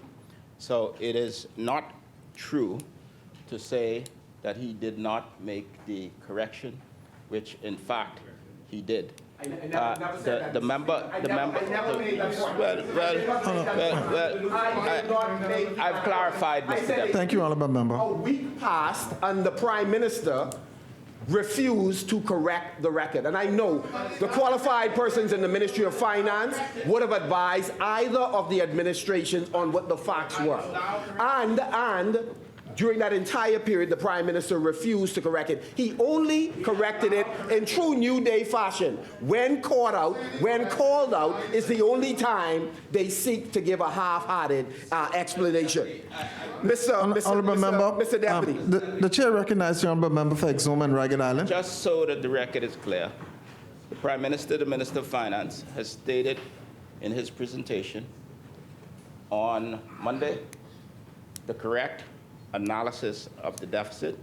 And if there's any question in the public or in the mind of the Leader of the Opposition, he might feel free to reflect on that speech, Mr. Deputy. Thank you, honourable member. I remind the public, the Prime Minister allowed a week to pass, and today we are still unclear on which of those are accurate. Now we believe that the deficit has in fact increased because of the lavish spending of this administration. The second area. The chair recognizes the honourable member for Exuma and Ragged Island. I will leave this point, Mr. Deputy, but so that there's absolute clarity. There is no misinterpretation of the Prime Minister's presentation on Monday past. It's on the record, it's been released to the press. The press carried the correct version, and that stands. I invite the member not to try to continue to muddy the water on an issue that he says is important for international consumption. Yet he continues down this path. The Prime Minister has clarified, he's made himself clear. He said there was an error, and he's corrected it. Let's move on. Thank you, honourable member. In fact, the same media that the member for Exuma refers to talks about the contradiction in the statements and the fact that the Prime Minister, rather than apologizing, which would have been the correct thing to do, doubled down on it. It's the same matter. It's much like the FNM having been accused of not participating in the independence movement of our country, and when called out and found out, refused to apologize to Sir Arthur Folks and Sir Orville Turnquest. It's the same attitude, that you're able to distort history and not apologize because you are bigger than history and the facts. Again, Mr. Deputy Speaker, the second issue is when the Prime Minister was seeking in his statement just on the 1st of March to lead the public to believe that he had uncovered yet another major scandal. So one of the things he talked about was that the figures collected by Omni relative to immigration payments made, that here was a company, here's a company that was not licensed,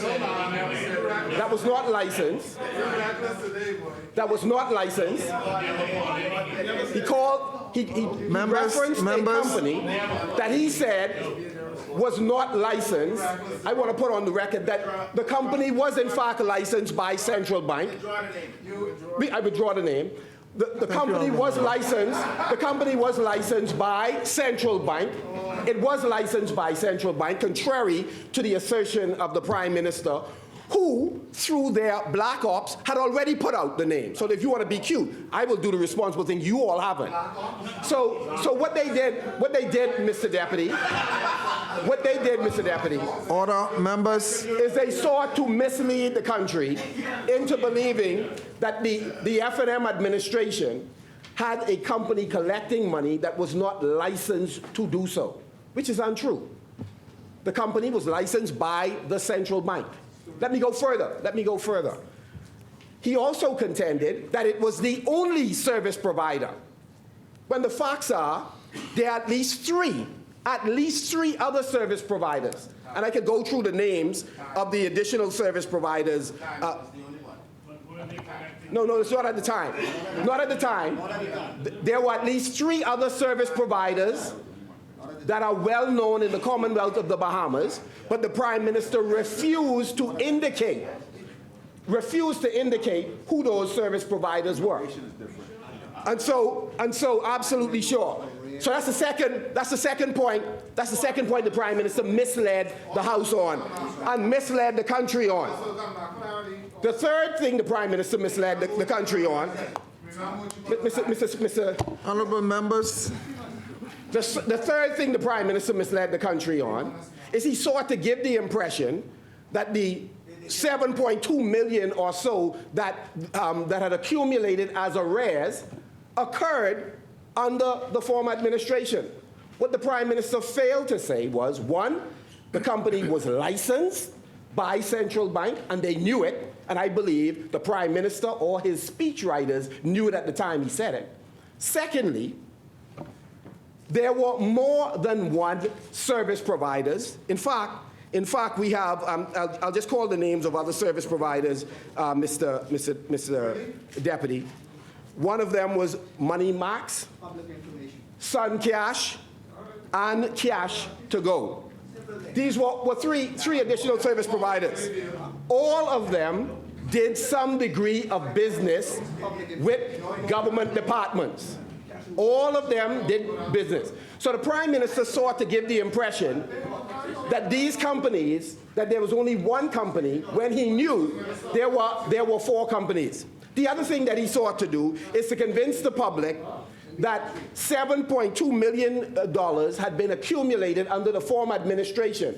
When, Mr. Deputy, the $7.2 million had been accumulated under his administration in 2022. We asked this administration to lay on the table of the House the record to show the arrears accumulated in 2021 prior to the general election, to verify the assertion made by the member for Cat Island, Rumkey, and San Salvador. Lay the document so that we could see that the arrears accumulated under the past administration. It was most disingenuous to give the impression that an unlicensed corporation was given a job, that they were the only operator, and furthermore, that the arrears was accumulated. In other words, that we left the money out there with plans for something else. When he must have known, I'm now, it's my words. The bottom line is, the Prime Minister or his speechwriters must have known, because they have all of the records to know that the arrears were accumulated under this administration in 2022. The chair recognizes the honourable member for Exuma and Ragged Island. No doubt, Mr. Deputy, the Ministry of Finance will lay the facts clear on this issue. I take exception to the point of the attributing to the Prime Minister that he indicated that they left the money out there to be used for something untoward. The Prime Minister, he's never, you take whatever impression you want. Take whatever impression you want. The Prime Minister did not say that.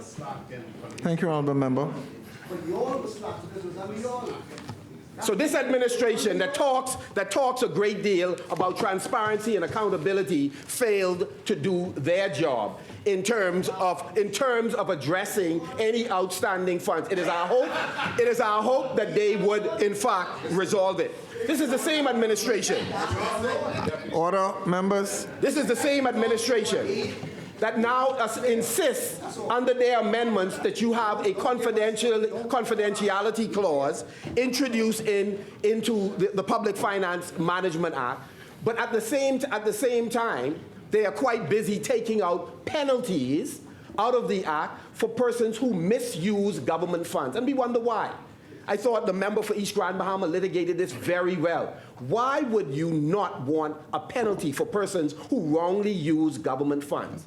Could it be related, for example, Mr. Deputy, to the fact that this administration illegally took possession of funds from Central Bank that they had no entitlement to and no right to borrow, which is why they had to come back with a view of amending the Central Bank Act, another example of this administration violating the law.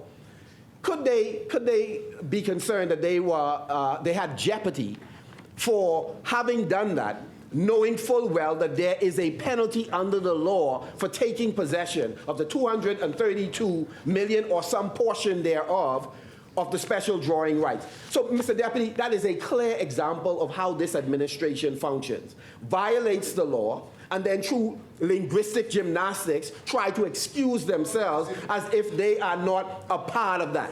They did it with the Procurement Act. They did it with the Central Bank Act. They did it with the Housing Act. And we've already asserted the Minister of Housing, as a corporate soul, the one challenge she has is she does not have the ability, or no minister of housing has the ability to borrow under the Housing Act.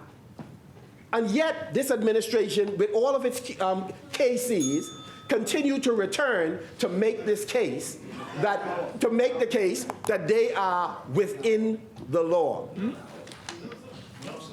Mr. Deputy, they continue to mislead this public in terms of how they apply the law to one group of persons, Mr. Deputy, and to FNMs and to others they apply differently. Mr. Deputy, as I wrap up, and I'm going to need a few more minutes, Mr. Deputy.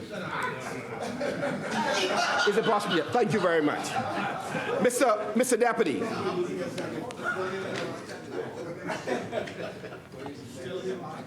This administration, Mr. Deputy, in its recent budget communication, failed to address one critical issue that I wish to raise, and this has to do with developing a growth economy. The member for Exuma and Ragged Island made an excellent point, that there is a need to be focused on economic growth. The problem is, what he said to the FNM government, he refuses to say to his own administration.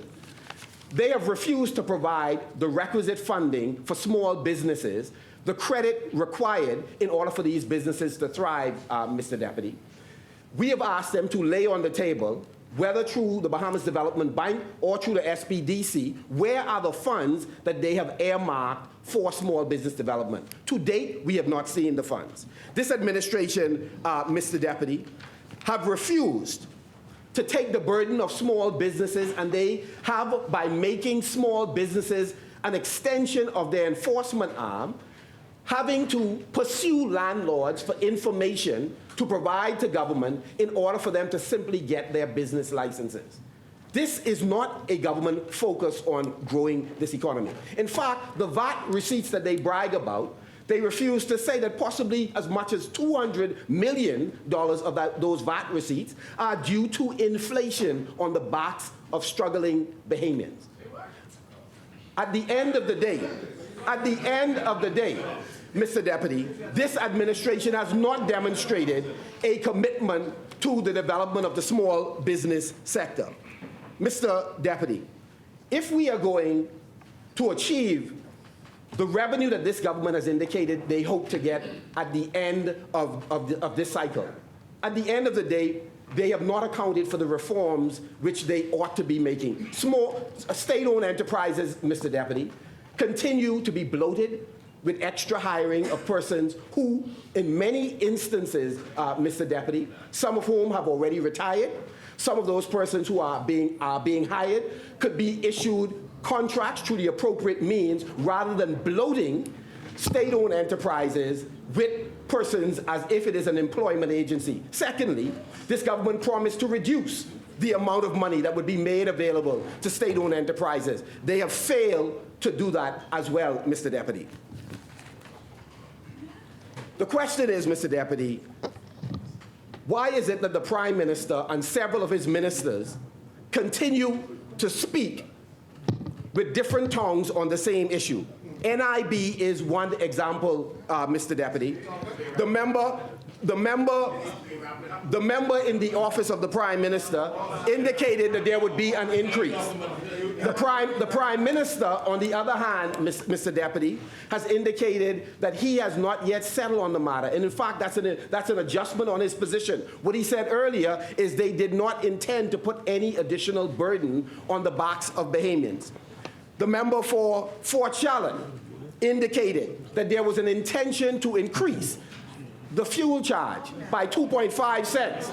The Prime Minister came back and made the point that there was no there was no intention to do so. As a result of the contradiction between the Prime Minister and the member for Fort Charlotte, What resulted is a 163% increase in fuel charge and 35% increase on electricity for ordinary Bahamians. And so, Mr. Deputy, the Prime Minister has an obligation on the matters I raised. He owes an apology for misstating and failing to acknowledge publicly that he had misled the Parliament on the matters that I raised earlier. And with those words, Mr. Deputy, I say there's one rule for the PLP and there's a different rule for other Bahamians. Thank you, Honourable Member. The Chair recognizes the Honourable Member for Cat Island, Rumkey, and San Salvador. I'd just like to ask the member to look at this picture. It speaks for itself. Right? This picture speaks for itself. It is a signing of the constitutional documents in London. I'll say no more about that. And let me put it right here. And you can see who all were present at that time. I'll say no more about that. It's clear. It's clear that. Yeah, 1 minute, Marco City. Let him finish. I'm on point about it. I'm on point about it. I'm on the point about it, Mr. Speaker. I'm not going to go down the road that the member, because obviously something is happening this morning I don't quite follow. The eye is not listening. But I never called any company name. I heard he called, I intentionally didn't call any name. Right? He called them. I hold no brief for them. If he holds brief for them, perhaps he could help us get our money back. Right? But I stand by what I said about the company that's collected the money. The company that collected the money. I call no name. You wouldn't understand that. So Omni collected the money? Is that who collected the money? If they collect money, tell them give us our money. I'll be happy to answer you. Thank you, Honourable Member. The Chair recognizes the Honourable Member for Marco City. The Prime Minister, as I mentioned, in 3 material areas misled the Parliament and the country. He said there was a company that was not licensed. It is true that it was licensed. That it was the only service provider. There were 4 service providers. And 5, that the arrears accumulated under the FNM and it accumulated under the PLP in 2022. Those are 3 material facts. He can refute those. Thank you, Honourable Member. The Chair recognizes the Honourable Member for Cat Island, Rumkey, and San Salvador. Mr. Deputy Speaker, you know, obviously the member doesn't listen. No. Or just refuse to just continue to ponder and try to create political mischief. You know, yesterday in church, I spoke about, he spoke before me, it was very good. In fact, it inspired me to recall the story of Nicodemus, which gave some lessons about what one knows who doesn't know and what you expect people to know. I don't know Omni. You call this company name Omni, right? I said that there's a company that collected the money, had no license. Are we talking about the same company? I don't know. That's the first thing you have to ask yourself. Are we talking about the same company? Right? So if you're holding brief for them, ask them which company was collecting the money. Mr. Speaker, that's all I said. Right? And another thing he said. Honourable Member for Finance. Another thing he said. Honourable Member. Another thing he said. No. Yeah. The real leader will talk to you now.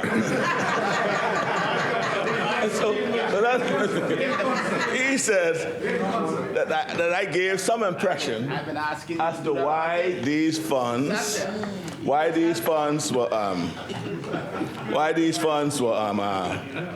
were being held or otherwise, that I gave some impression about why. I said why. They said why they didn't pay the money over. The company collected. They said, and I said why. If you're listening, they said they keeping money to expand their business. They said that's what I said. They said. That's what he said. Thank you, Honorable Member. The chair recognizes the Honorable Member for Marco City. Again, I hold and we hold no brief for the company. I just simply did the same research you did, except you have more resources to do deeper research. But you said three things that were materially wrong. If a company is holding government money, the government has an obligation to go and get the money. That's right. Let me finish the point. Let me finish the point. But let me finish the point. Let me finish the point. But in the course of going to get the money, it is wrong then to assert what you asserted. One is to give the impression that the arrears was accumulated under the Free National Movement, when in fact it was accumulated under the Progressive Liberal Party in 2022. That's the point. The second point is it was not a single company that was engaged. At least 4 companies were engaged. At least 4 companies were engaged, and you refused to put that on the public record. And then thirdly, you gave the impression that the former administration was footloose and fancy-free, and therefore got a company that had no standing in law to collect money. And if they are registered by central bank, then I believe you're wrong again. So 3 material points, which is different, let me finish, which is different from the issue of collecting government money. Go and collect it, whatever means you need to, go and collect it. But do not give the impression that somebody else was derelict in their duty. Your administration did not collect the arrear. That's 1. 2, there were more than 1 company. 4. And thirdly, they were licensed. That's the point.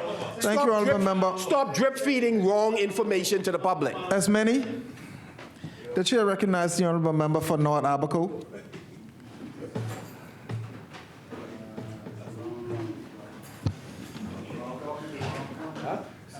Deputy Speaker, I rise on behalf of the resilient, distinguished, and industrious people of North Abaco. A pleasant good morning to all. I'm always reminded of the word of our Lord and Savior, Jesus Christ.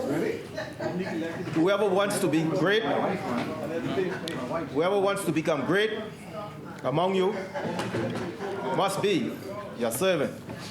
Matthew 20:26. I am always conscious of the fact that I am a servant of the people of North Abaco. It is my primary objective in this honorable house to represent the residents of this constituency, to speak on their behalf, to ensure that they are not deprived of their rights as Bahamians, nor neglected in any way. Week before last, Madam Deputy Speaker, you would have noticed my absence from this honorable house. I traveled to the United States to witness the wedding of my once and only son, Kirk Daniel Cornish Jr., and Najee Anya Cornish.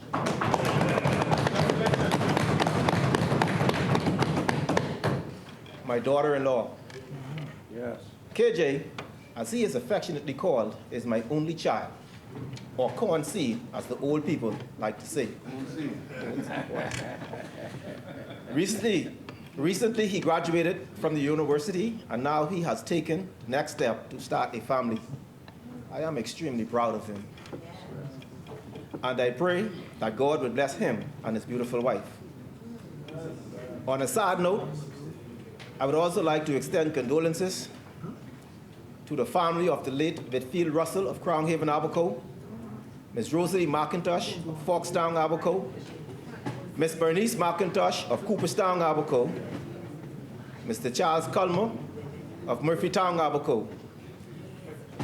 I also extend condolences to a loyal supporter in the person of Mr. Donnie Oughton, father of the late Richard Oughton, who passed away.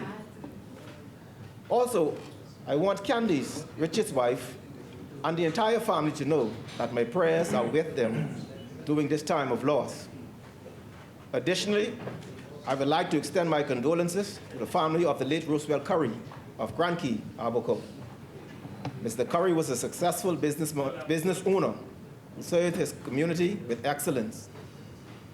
He served as chief counselor for many years in the Grand Key community. He will be missed.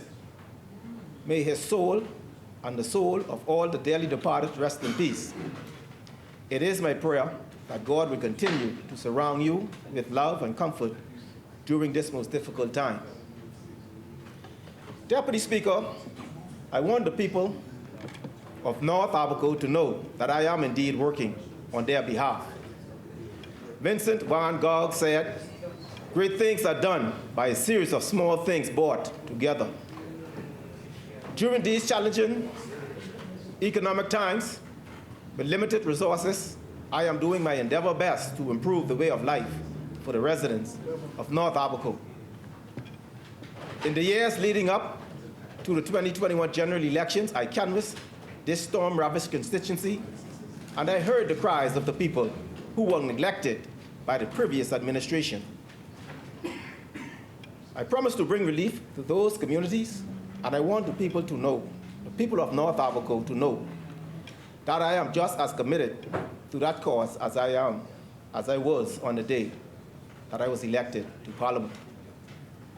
Deputy Speaker, when this government came to power in 2021, the good people of Grand Key had a vexing problem with the disposal of garbage that posed great health risks to its residents and could have detrimental environmental impact to the island. I am pleased to report that we were able to clean up the dump site in Grand Key, and an incinerator now is now there.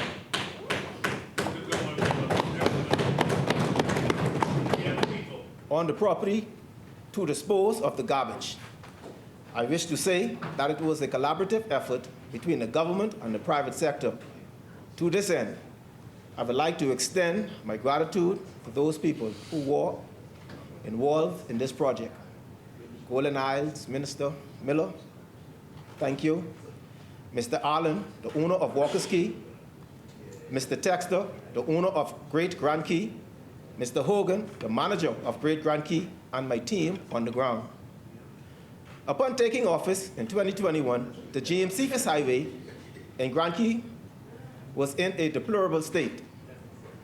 I am pleased to say that a contract was also issued to repair the James Cephas Drive Highway in Grand Key. In fact, Deputy Speaker, highways and roads that were disintegrating and corroding in Abaco are now being patched and repaired, thanks to the hardworking staff of the Ministry of Works. They are working with a skeleton crew and limited resources, but they are making progress. Nevertheless, additionally, the General Manager of the Water and Sewage Corporation informed me that a contract was signed for the repairs to the roadworks that were dug up as a result of work carried out in Murphytown, Dundastown, and Central Pines. In short order, we hope to get the roads in North Abaco back to a quality standard to ensure the safety of our motorists. Deputy Speaker, I wish to congratulate Jariel Hepburn, a 10th grade student of S.C. Boodle High School and a resident of the community of Far Road, on his accomplishment as Athlete of the Month for the Northern Bahamas. It is incumbent on us to create the opportunities and the resources for our young people to thrive. The sporting facilities in Abaco were in a state of disrepair when we took office. The parks, tracks, and courts were negatively impacted by the hurricane and years of neglect by the previous administration. However, we plan to improve our facilities one step at a time. I wish to thank the Bahamas Power and Light Company employees, Mr. Marlon Green and Mr. Ozzie Parker, that assisted me with restoration of lights on the basketball park in Cooperstown and Murphytown. Contracts were also issued to an electrician who installed 2-meter centers on the softball park on Murphytown, one in Murphytown and one in Cooperstown. And very shortly, there will be lights on those parks. Also, I recently sponsored the Basketball Association with a digital timekeeping clock and scoring board. The president of the association collected the check from the office of the Prime Minister in Abaco. These are only some of the small steps that we have taken to restore our sporting facilities in North Abaco, but there is a lot more to be done. all of the basketball courts from Murphytown to Crown Haven and the Keys need to be resurfaced. All of them need backboards, rims, benches, and bleachers are needed on the courts as well as the softball field. Bathroom facilities are desperately needed at all parks in North Abaco except for Murphytown Park that recently got a new bathroom block as a result of a donation from a second homeowner. I presented estimates for repairs to the track and basketball court in Murphytown to the Minister of Youth Sports and Culture, the member for Garden Hills, last week. Hopefully, by the end of this year, we will have upgraded our sporting facilities in North Abaco. Abaco thanks you, member from Garden Hills. You see, Deputy Speaker, we must encourage young men like Jareel and provide opportunities for our young people like Al Pacino Kemp and his teammates from the SC Wood High School that participated in the Hugh Campbell basketball tournament. Madam Speaker, Deputy Speaker, not only must our sporting facilities be state-of-the-art and safe for our young people, but we must create an environment in our schools that is conducive for learning. Deputy Speaker, 4 months ago, November 2022, Patrick J. Bettle High School debate team competed in the National Tourism Debate 2021-2022 for the first time and won that regional competition. The debate team consists of Tiana Boodle, Ocean Fox, and De Niro Sinfair. I wish to congratulate the debate team, Patrick J. Bettle, the team coach, and all for an outstanding first-time performance. Thus, the importance for a school environment conducive for learning. Repair works are being done and are ongoing in Grand Key at the All-Age School, Foxtown Primary School, and Cooperstown Primary School. The contracts for repairs have been signed for S.C. Boole High School and Amy Roberts on Green Turtle Key. I was informed that renovations and repairs are ongoing at Patrick J. Bettle and Abaco Central Primary. There is a lot of work to do at our educational facilities in North Abaco. We will get there. I was also told that the teacher shortage is being addressed and much progress was made, but teacher shortage is still an outstanding issue on the campus throughout Abaco. I understand that teacher shortage is a challenge, not just nationally, but worldwide. Schools that do not have a teacher in the classroom in certain disciplines are taking full advantage of the virtual school. And I encourage those that are not doing so, it is better to have some instructional guidance than to have none. But we anticipate that as Abaco rebound, there will be adequate housing for teachers and other professionals that want to work in Abaco. My government has also increased the rental allowance for teachers wishing to serve on the family island. I wish to publicly commend the member of Angliston, Ms. Glennis Hanna Martin, the Minister of Education, Technical, and Vocational Training. She is a shining example of a servant leader. She is a role model for all of us to emulate. I understand, Deputy Speaker, that there is an employee shortage at many of the government departments and corporations in Abaco.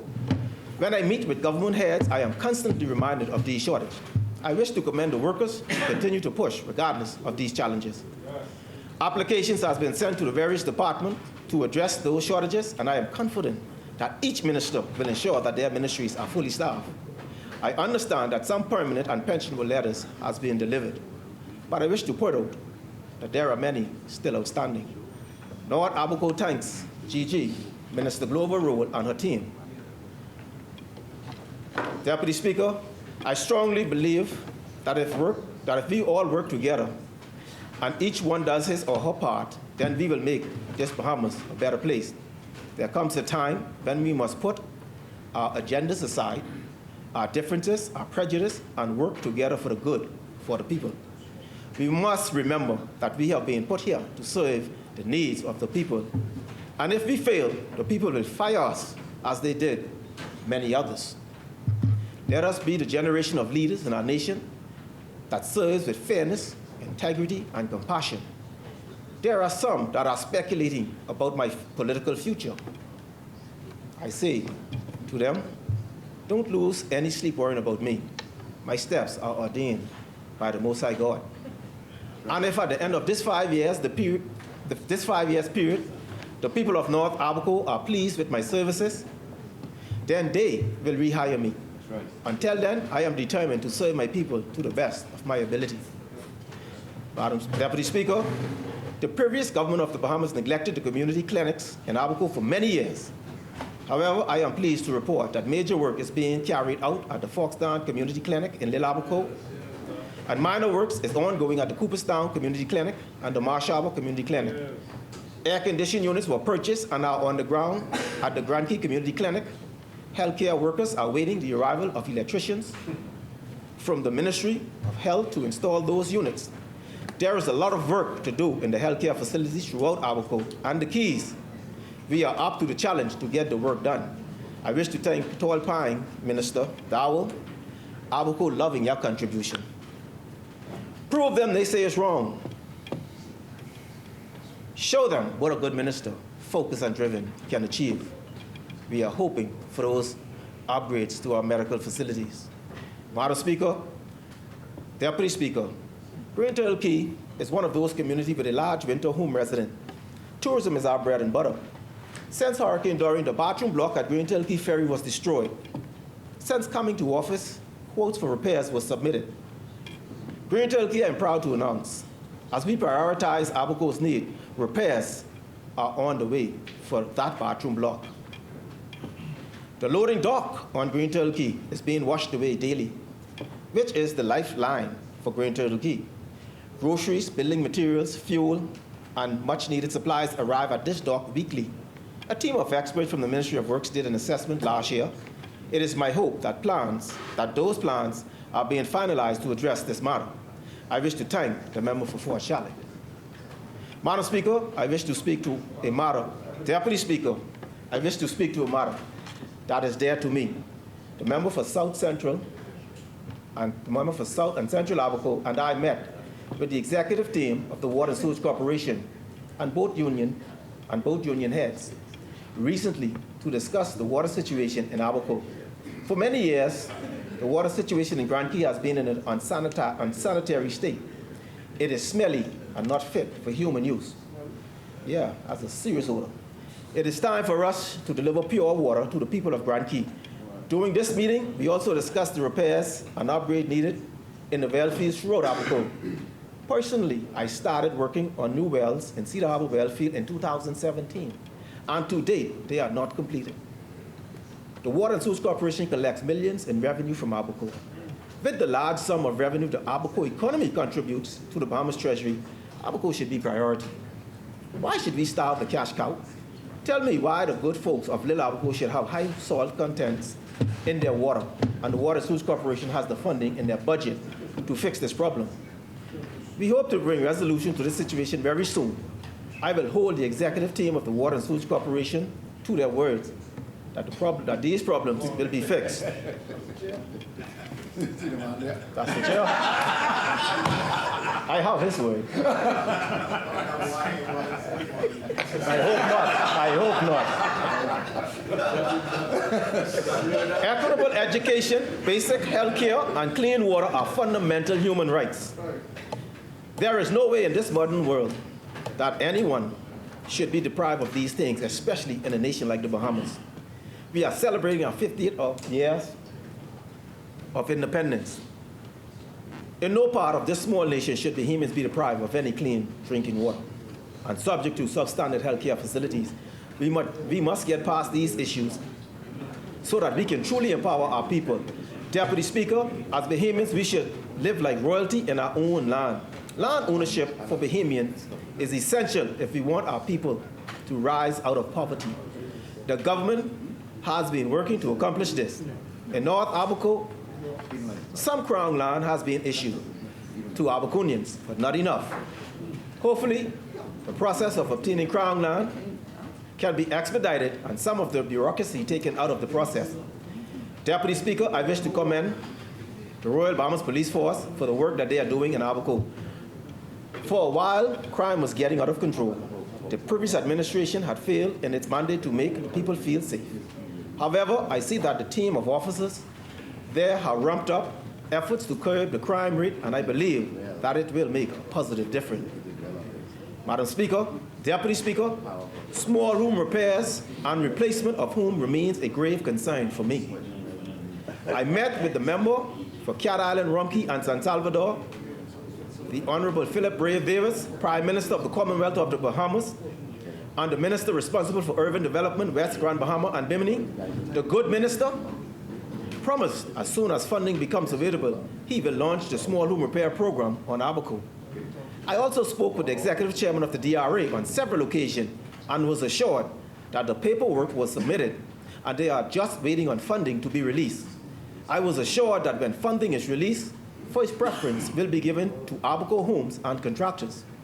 Deputy Speaker, I want to remind the honorable members of this House that the people of Abaco suffered great losses in Hurricane Dorian, and the failure of the previous administration, the previous government to repair and rebuild their homes was one of the main reasons why the people of Abaco fired the previous members for the party opposite. I say to the good folks of North Abaco that I am constantly advocating for those of you that need homes or repairs to your homes. I have not forgotten, and I know that the members of this administration, especially the member for Cat Island, Rumpke, and San Salvador, have not forgotten your plight.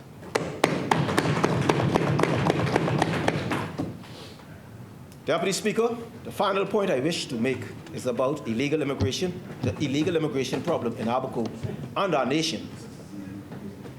When I think of immigration, the proverb which states, the fathers have eaten sour grapes and now the children's teeth are on edge, comes to mind. A team of officers have been on the ground in Abaco for some time now, carrying out restoration exercises. Illegal immigrants are being rounded up, processed, and evacuated daily. I wish to personally thank Michael, Minister Bell, and his team of officers on Abaco. It is not an easy achievement to make Kai Mills proud to be a Bahamian. Job well done, sir. I wish to point out the court order has been lifted that was preventing the government from demolishing shanty towns. Right now, the government is ensuring that all legalities are being covered, and the next step is to begin the demolition exercise, making the environment safe and healthy. I wish to state my position on illegal immigration for those who seem to be confused. All right. I absolutely do not support anyone entering the Bahamas illegally. I do not support or encourage illegal occupation of Bahamian land. I am completely against businesses and individuals hiring illegal immigrants. I strongly believe that all who violate our immigration law should be brought before the courts and that the law should take its due course. Bahamians are required to purchase property and go through a process to construct a home in this nation. If Bahamians must go through this process, no other groups should be exempted. If you want to visit my country, come here legally. If you want to work in my country, apply for a work permit. If you want to live in my country, do it the legal way. I wholeheartedly support the Department of Immigration, and I will do my best as a leader in this nation to ensure that immigration laws are upheld. However, I understand that the Bahamas is very much a part of a global village. We must be careful with how we deal with this very sensitive issue. We cannot violate human rights in the process of carrying out our laws. As good Christians, we too must follow international guidelines in dealing with this illegal immigration situation here in the Bahamas, lest we find ourselves with a trade embargo or some other sanction. Therefore, I appeal to you fellow Bahamians to allow the Department of Immigration and our enforcement officers to do their jobs and refrain from vigilantism and exciting violence in our small nation. Again, my position is clear. I adamantly believe that the Bahamas immigration laws are to protect the rights of Bahamian citizens and legal residents, and anyone in violation of our immigration laws should be held accountable and prosecuted to the fullest extent of the law. Yeah. Deputy Speaker, there are many other outstanding issues requiring the government attention. A new cemetery in Crown Haven, relocation of Little Abaco dump site, the official opening of Cooperstown Shipping Port, and rebuilding of Treasure Key Airport. Only to name a few. but announcements are forthcoming, as you heard from the member of Exuma and Ragged Island. Deputy Speaker, I wish now to speak prophetically. Some will say my contribution is an attack on my colleagues. Some would say that. That I am blaming or complaining about the government. Absolutely not. I have confidence in my colleagues and our administration approach to prioritize Abaco rebuilding process. To be clear, my contribution is a report to Abaconians on the job they elected me to do on their behalf, my elected duties. Madam Speaker, Deputy Speaker, Proverbs 6 and 16 says, these 6 things the Lord hates, yes, 7 are an abomination to him. It went on to name them: putty eyes, a lying tongue, hands that shed innocent blood. And I'm sure we all know the rest. But the 17th, one who sows discord among brethren. I await the abominators to show themselves and try to sow discord amongst me and my brethren.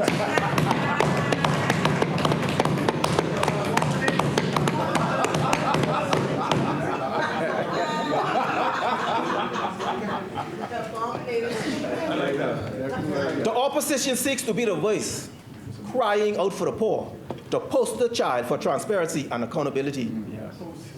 Yeah. A man's character is the total sum of his habits, things he do. Rick Warren. The opposition talks about the poor. Prime Minister Davis travels, transparency and accountability. When the former Prime Minister Kalani is on record saying, and I quote, government will be placed in situations, not just one, where in some place and time they would have to make what they call discriminatory or unconstitutional decision against their people. Kalani say that? That's Kalani. In the interest of the advancement of their nation, end quote. That is their care for the poor. That's how they care? Yeah. The opposition recollection of their term as government is the country was in a better state. Things was good. What troubles me about that is, are the opposition today now saying that the Bahamian voting populace are that naive that we would resoundingly vote out a productive and good government? No, sir. The Bahamian peoples are much smarter than that. The opposition speaks of many projects that they were unable to complete due to COVID-19. Again, I am troubled. COVID-19 hampered the completion of some projects. That's fair. I can accept that. But please explain to me, how is it that COVID-19 didn't hamper or stop the purchase of expensive furniture, giving off lucrative contracts to family, lovers, and friends, lavish living, and excessive spending? Make it make sense. COVID should have stopped. Anyhow, I guess COVID was one-sided. Deputy Speaker, if I may, and this can pinch your nerve, Cat Island, and Rumkey, and San Salvador, Angliston, Fox Hill, and Fort Charlotte served in frontline politics for many years. And in all those years, as a little boy growing up, I have never heard, read, or watched on the media outlets that any of them were unable to give an account for millions of dollars. That's convention of it. Or ever was charged before a court with 56 counts of failing to declare interest in contracts, bribery, dishonesty, receiving money, and money laundering. Some only served frontline politics for 4 years and 4 months. Sit down. Imagine a long political career. Sit down. The opposition has the nerve. Thank God they didn't even trust themselves with 5-year terms. The chair recognizes the honorable member for St. Barnabas. I don't mean to disturb the honorable member, but obviously we've said consistently in here that matters that are in the court, Mr. Deputy. And so I would just caution the honorable member. Thank you, honorable member. The chair recognizes the honorable member for North Abaco. Deputy Speaker, as I said, maybe it isn't clear. Some people have some understanding issue. The member for Cat Island and Rumkey and San Salvador, Angliston, Fox Hill, and Fort Charlotte, served in frontline politics for many years. Many years. In all those years, I, Kirk Daniel Corner Sr., never heard, read, or watched on the media outlets that any of them were unable to give an account for millions of dollars spent. That's the nerve bargaining. Or charged with 56 counts of failing to declare interest in contracts, bribery, 56. 56. Dishonestly receiving money, and money laundering. Some only served frontline politics for 4 years and 4 months. Imagine a long life politics. Correct? The opposition has the nerve to stand in this place. God is good. Thank God they didn't even trust themselves with a full 5-year term. Thank God the Bahamian voters voted them out. Madam Speaker, Deputy Speaker, North Abaco support the mid-year budget. May the blessings and favor of God continue to be bestowed upon the Bahamas and its people. Thank you. Thank you, Honorable Member. As many, the Chair recognizes the Honorable Member for Freetown. Thank you, Mr. Deputy Speaker. I rise again in this historic, honorable place by the grace of the good Lord and the people of Freetown, who I thank for bestowing this privilege on me. Mr. Deputy, the grace of the Lord was evident to me when we started this debate on the 1st of March, Wednesday, the 1st of March, one of the better days of the year.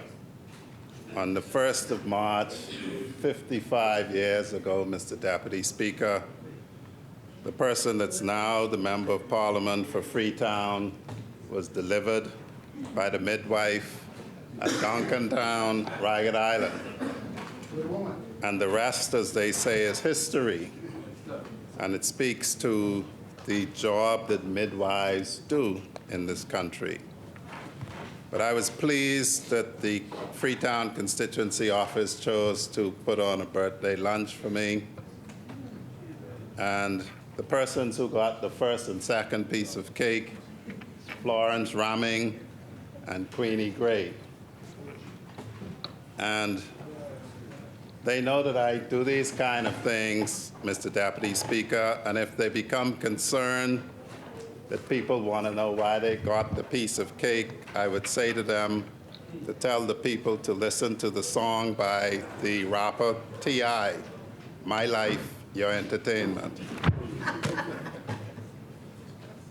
But I did enjoy the fellowship that day, Mr. Deputy Speaker. I'm always fortified when God permits me to see the beginning of a new year. It always reminds me of His grace and the uncertainty of life. Mr. Deputy Speaker, you know, every time I come to this place, it seems that the themes are repeated over and over and over again. If I may say, Mr. Deputy Speaker, this should really be a very simple debate about this book. This is actually what we are here about.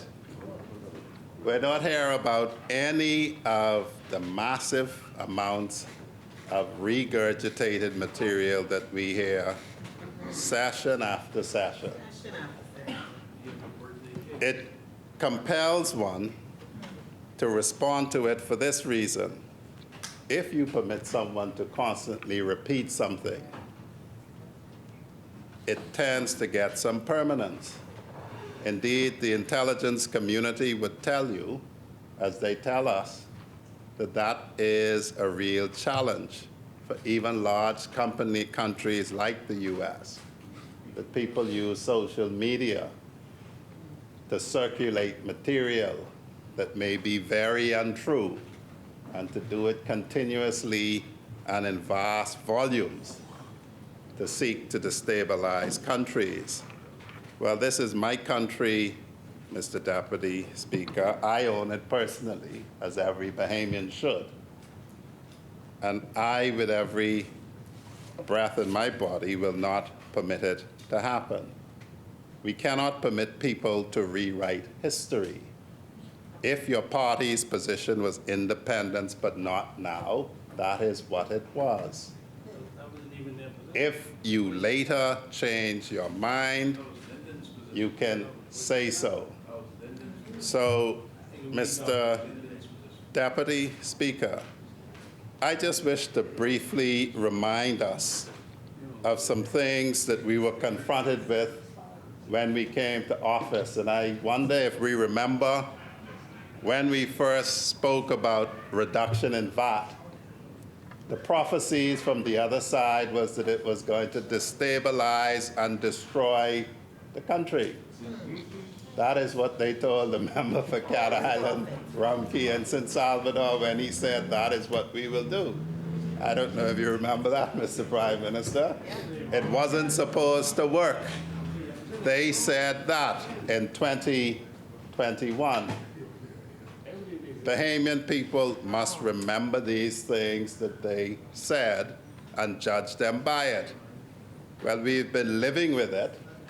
The cost of just about most things we produce receive a 2% reduction in tax. And just as the Honorable Prime Minister and the Ministry of Finance forecast, it didn't kill the economy. It grew revenue. And so they were wrong on that. Next, we should remember, although it seems a distant memory, that when we came to power, there was still COVID and COVID protocols. And as the Prime Minister with courage opened this country up, we must never forget that some people on the other side were harbingers of danger, that it would cause a great problem. And if anybody doesn't remember it, go and watch Parliament. These things are permanent. But the Prime Minister and the Minister for Health proceeded soundly and with caution. And so we opened up when one suspects if the other party was in place, we wouldn't have in that rate, and things are fine. Mr. Deputy Speaker, the other thing that is most amazing is this. There seems to be, from the other side, an attempt to use the words from Mission Impossible, to disavow the Minnis government that most of them sat in. They wish to disavow it completely, but they cannot. They sat there. They didn't resign. They didn't resign when people were locked up for going to the pump to get water. They didn't resign when the then competent authority told the police, if you're out 1 minute after curfew, lock you up. They all sat there, kept their jobs, and took the money. And now, as Yamakroa says, they want to act all brand new. The Bahamian people will not forget it. In case their memory fades, I will remind them. Mr. Deputy Speaker, we need to start to identify the things that are being said. And I promise to get to the book, which is why we're here eventually, and probably spend some time on it. But, Mr. Deputy Speaker, we have had a lot of talk, and it keeps getting repeated. And sometimes you can get mystified about what their position is. Should the leader of this country travel? Should he not travel? Should he take professional people who can know what they're doing, who can take advantage of it? They seem betwixt and between. But, Mr. Deputy Speaker, I'd wish to share with you and the Bahamian people something else that I found myself doing on my birthday, the 1st of March, and that was to attend the first lecture by the first Secretary to the Navy to pay an official visit to this country ever in our history. Ever. And that's in the person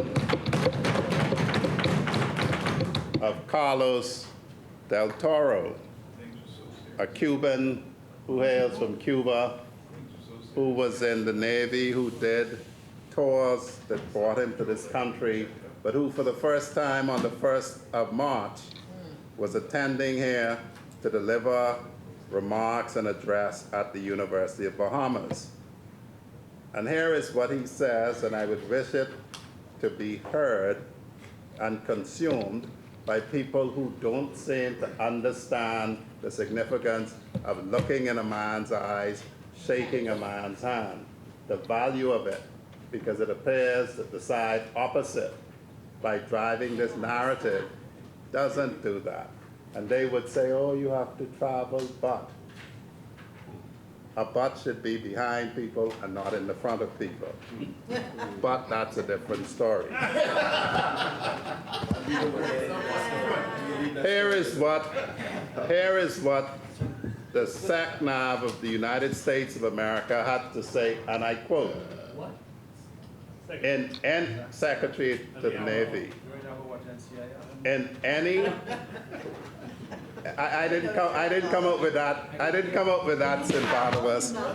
St. Barnabas, it says, SACNAV delivers remark at the University of Bahamas. Here is what Secretary Del Toro said. And he said this. Pay attention. Mr. Deputy Speaker, he Order, says, members, order. Having said good morning in 1, 2, 3, 4, 5 languages, he said this. In any and all of these beautiful languages, it is a true honor to be able to greet you today here at the University of the Bahamas. I am very thankful to Prime Minister Davis for his invitation to speak today, and for the amazing welcome that my team and I experienced since landing. I first had the pleasure of meeting Prime Minister Davis at a local 2030 Island Network event during the UN General Assembly in September of 2022. Local 2030 members include island nations around the globe, as well as islands that are states or territories such as Hawaii and Puerto Rico. The Prime Minister and I spoke at length about the climate challenges facing the Bahamas and all other island nations of the Caribbean. That conversation and similar conversation that I enjoyed that day with Prime Minister Brown of Antigua and Barbuda and Prime Minister Weaver Crowe of Aruba made a tremendous impact on me and are in part why I stand before you today. Now, you have a long conversation face-to-face in person, and lo and behold, the Secretary to the Navy of the most powerful Navy in the world finds himself addressing your tertiary education institution. I guess on the other side, a telephone call would have done, a Zoom meeting would have done, or more importantly, you could have spent your time talking about how all Bahamians are corrupt, which is what the previous incumbent did. So I want to be very clear about this, Mr. Deputy Speaker. When we hear the other side beating the drums, and in the G7 countries, they call it the drums of isolation. Stay at home, stay at home, stay at home. The converse of that, of course, is travel and expose your country to the world. They do the Bahamian people a disservice by peddling that and they do themselves a disservice because history records what you say. Mr. Deputy Speaker, the supplementary budget, some may be of the view that this is perhaps a little pointless because we had a full budget debate when we talked about the approved estimates. These are now variances that have changed, and at the end of the day, when we come back with the budget again, we will have actual expenditure that may be even different than these revised allocations. But it is a time for us to hear the same old stories trotted out again and again by the other side.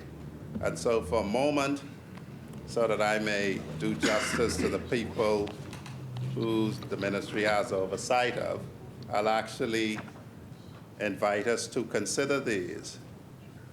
Mr. Deputy Speaker, if one looks at the recurrent revised estimates, the Ministry of National Security suffers a decrease in its budget by just under $1 million. Before people become alarmed by that, Mr. Deputy Speaker, one only needs to look up and see that the line item that accounts for much of that reduction is the COVID-19 enforcement unit.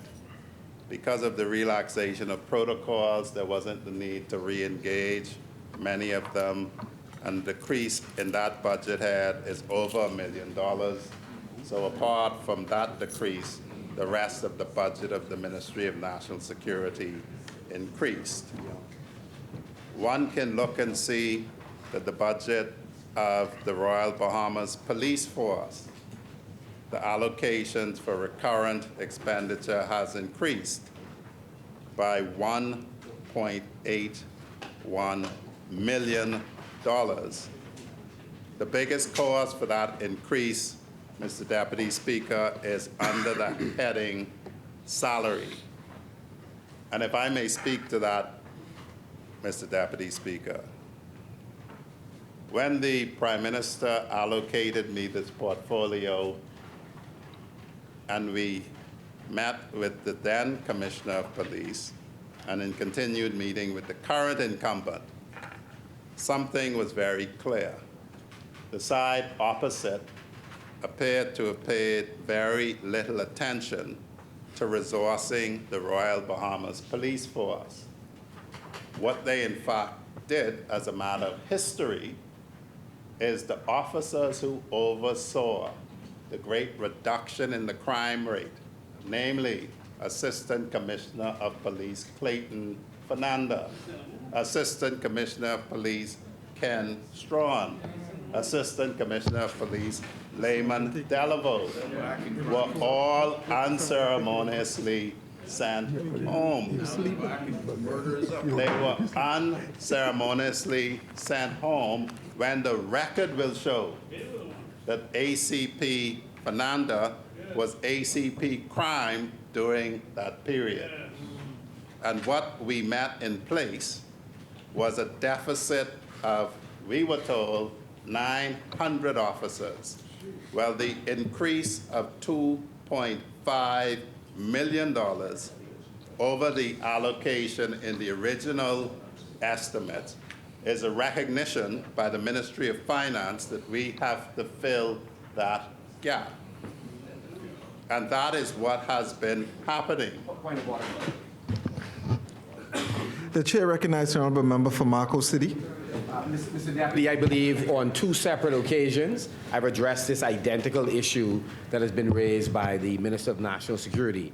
And at that time, I used the manpower audit booklet that the member is far more familiar with than myself. When we came to office in 2017, there were similar kinds of deficits in terms of manpower at almost every rank. So I'm not disputing the fact that you would have met deficits. But I think for a more fulsome report, it would be useful to acknowledge that there was deficit when we came to office. Every administration there are deficits. So you're improving it. We have no difficulty, but don't give the impression that the previous PLP administration did not leave deficit at different levels. Thank you, Honourable Member. He is correct that he is not fully familiar with the report because that's an inaccurate statement. The bottom line to it was recruitment during the last administration did not address the attrition rate of officers retiring, being dismissed from the force, and dying. You know, Marco City talks about every administration. If I was being bullied, I would use a fairly strong word other than saying that's just plain untrue about this administration. It's untrue about this administration because in every year that this minister has been in the seat and the current Minister of Finance has been in the seat, we have recruited more officers than we have lost every single year. And so the $2.5 million that is added, you don't know who the Minister of Finance is? You don't know who the Minister of Finance is? What are you saying on President today? What are you talking about? The $2.5 million additional for salaries just continues what is happening currently. We even had to recruit 58 additional firefighters because we didn't have sufficient fire branch officers. That was addressed immediately. We now have, having turned out 300 roughly, we have 120 in now. When they come out, another squad will go in. We understand the need to properly man the police. And to use a phrase that they keep saying, we find these problems, we're fixing them. And this figure in the supplementary budget just shows how we are fixing that. And then if we go over to the Royal Bahamas Defense Force, one will see again an increase in the budget by 3.9, nearly $4 million. And that's the recurrent budget. When one goes to the capital, there is a reduction that must be explained in the capital budget of the Royal Bahamas Defense Force, and it is basically in the head acquisition of sea vessels. And the very simple point of it is this. Provision was made to begin the acquisition of a new flagship HMBS A.D. Hanna. The procurement is still being worked out in the portal, and so there's a reduction by $2.24 million, but an amount is left to procure 4 safe boats, 41-foot safe boats. Again, history will show that it is this administration that created the Royal Bahamas Defense Force when some people were saying it was Pinlin and Hanna's private army. I know history is painful, you know, but if you don't know your past, you don't know your future. And I remind the members of the Royal Bahamas Defense Force that if they lose track of their past, their future may be threatened. 1980,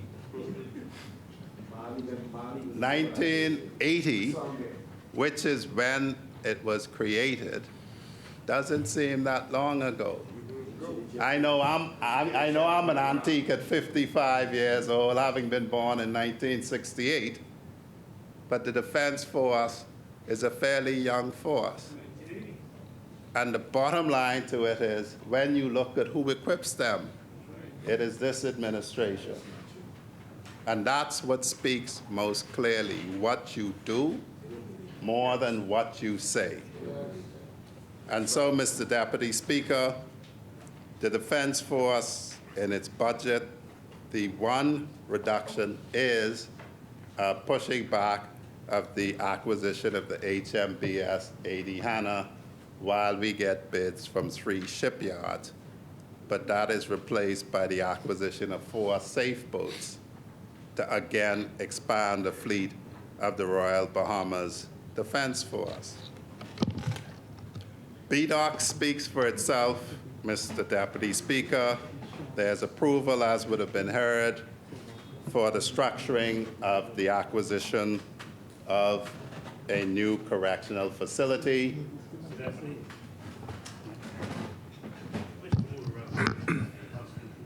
1 o'clock hour, as a member is near the end of his contribution, and he's on the floor right now. We wish to allow him to continue. It has been moved and seconded that the business of the House to continue beyond the hour of 1 p.m. As many as are in favor will remain seated. Those opposed will stand. The motion is carried. The business of the House will continue past 1 p.m. Thank you. The memorandum of understanding has been signed, and we are moving full steam ahead with BDOC. With regard to the Parliamentary Registration Department, I wish to thank with deepest gratitude the previous acting Parliamentary Commissioner Lovato Duncanson, who I had the pleasure of working with, a diligent, assiduous worker. I must say that I'm getting the impression that whenever I brag about somebody, their abilities, they get stolen from me, as he was recalled to the Ministry of the Public Service to help steer the full digitization of the Ministry of the Public Service. I give him thanks, as I did publicly, as I did privately. I greet the incoming acting Parliamentary Commissioner, Arthur Taylor, who was chosen from amongst the supervisory ranks of the person then at the Parliamentary Registration Department, as we move full speed ahead with full digitization of the Parliamentary Registration Department. In the last few minutes I have, Mr. Deputy Speaker, let me say this. I think I heard, as I was approaching, and I should be honest, I know I heard an assertion by Marco City that somehow there have been landings in more than one island in the inhabited island in the Commonwealth of the Bahamas. As a man who is a man of letters, and I don't derogate that at all, I would forgive him if he wasn't a writer. I would forgive him and think that he just careless for detail, except that's what he does for a living.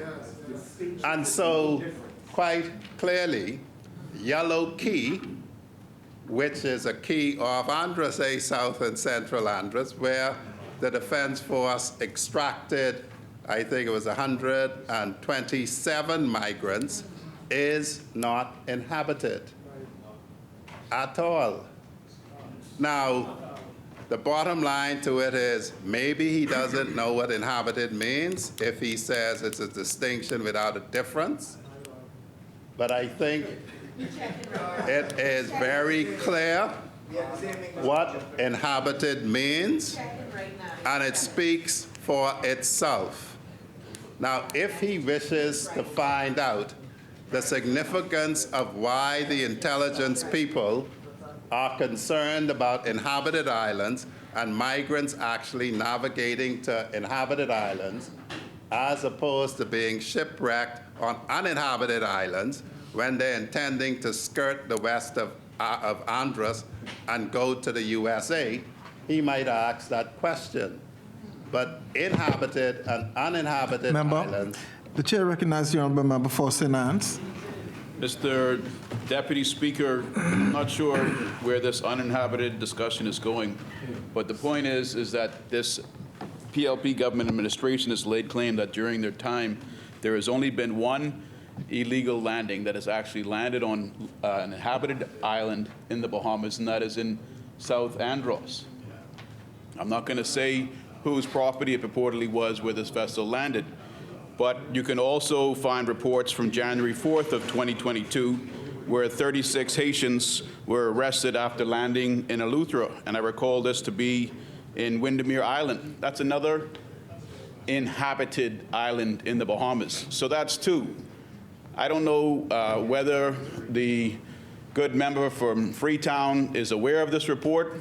He is the Minister of National Security, and because he's gone on record to try to bring down the assertions made by this honorable opposition side, I correct the record, Mr. Deputy Speaker, by showing that there are more than one inhabited islands where landfalls have occurred during this PLP administration.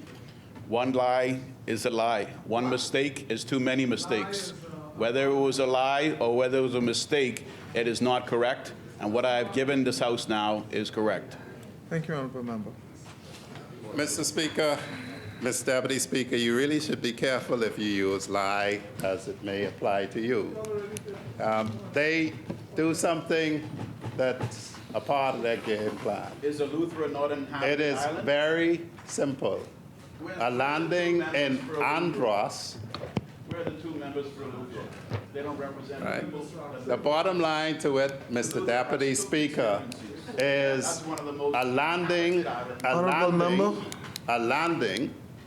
in case in Anne's Marco City and the side opposite is unfamiliar with it, is a particular thing. He just read the assertion that there's only been a landing in one inhabited island.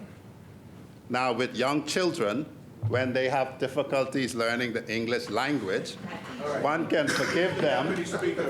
The chair recognizes the Honourable Member for St. Anne's. Thank you, Mr. Deputy Speaker. I don't know what the member for Freetown is saying, but he's getting into landing and landing. He's talking about children. There's no children in this honorable House, but this is the gentleman who represents the Ministry of National Security, and who began his debate today about who got the first piece of cake, who got the second piece of cake.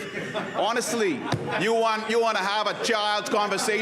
You talk about who got the first piece of cake, a 55-year-old man talking about cake.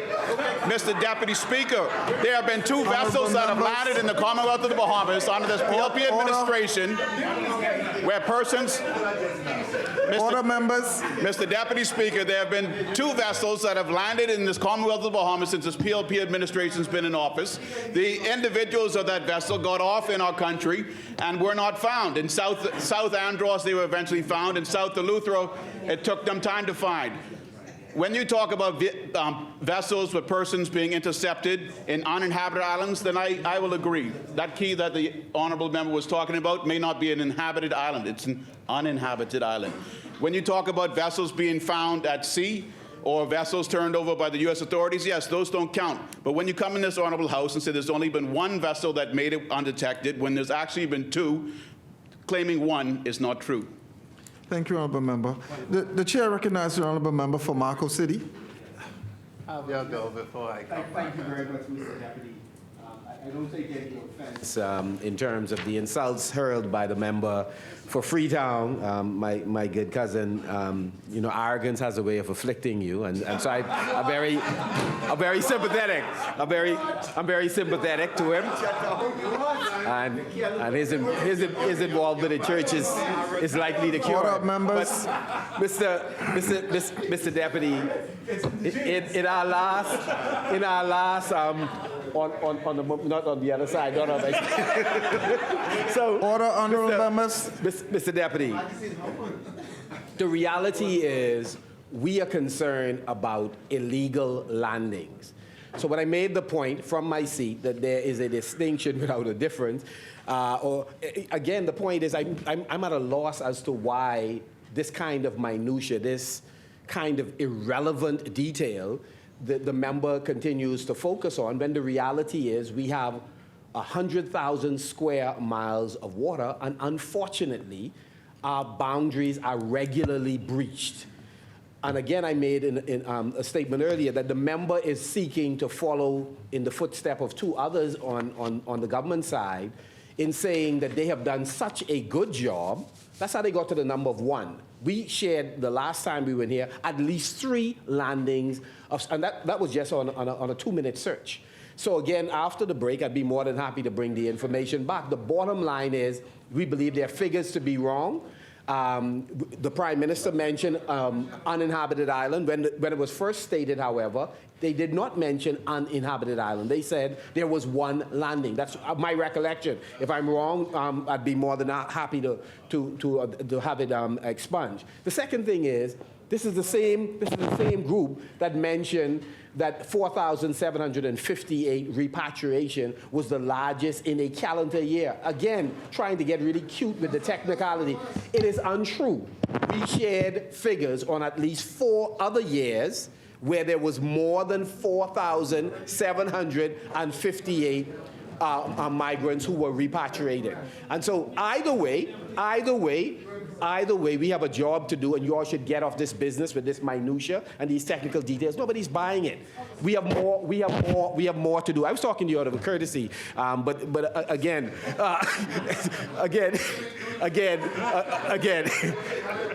discontinue. Thank you, Honourable Member. Mr. Deputy Speaker, regardless of what is ascribed to me by my good cousin, I've never been arrogant enough to speak for everybody. As they continues to say, nobody is buying it, everybody knows this. I try to stay in my little lane. Mr. Deputy Speaker, when we speak in this place, and if he would wish to find the uninhabited, it is in writing. And it was communicated in writing. And if they wish to find out this, if he wishes to find out the significance of it, I invite him to have a conversation with CDF King and his command team, because we're not here to do any small business in terms of playing around with words. We take it very seriously. And so when the folk seek to then step out and just repeat something, and then they say, oh, they didn't say uninhabited, that was added later. It must be called out, and I will continue to call it out. Mr. Deputy Speaker, we now in this country, thanks to the allocations that one will find in the supplementary budget, I am advised within a month we'll have delivery of vehicles that will permit for saturation patrols, the type of work that permitted the Royal Bahamas Police Force to catch on the way from Superwash the 3 individuals who robbed it. This requires manpower, which we fixed. This requires transportation, and I see you looking South and Central Andrews. Y'all can get some transportation shortly. It requires transportation, and we are fixing that as well. What we call on all people of goodwill in this country to do is to assist us as the National Youth Development Office of the Royal Bahamas Defense Force, the urban renewal and community areas of the police, seek to take step in interrupting the journey from young men who were born completely innocent to the time that they end up with a gun in their hand, willing to shoot somebody 3 or 4 times about the body. We call on all people of goodwill to understand that it is all of our jobs to interrupt that journey from an innocent babe to a cold-blooded killer. Until that happens, as Bob Marley says, until that happens, and yes, I date myself with Bob Marley, until that happens, we will keep seeing this war on our streets until we all say we must intervene in the lives of these young people. Yes. Mr. Deputy Speaker, Freetown supports the supplemental budget. Thank you, Honourable Member. The Chair recognizes the Honourable Member Faustin Barnabas. Thank you, Mr. Deputy. The Honourable Member for Freetown, I just need some clarity, sincerely, on this. First, let me state, the officers that you mentioned have served this country and continue to serve this country, and we continue to salute them. Their service to the Royal Bahamas Police Force. and the Bahamian people. And just like many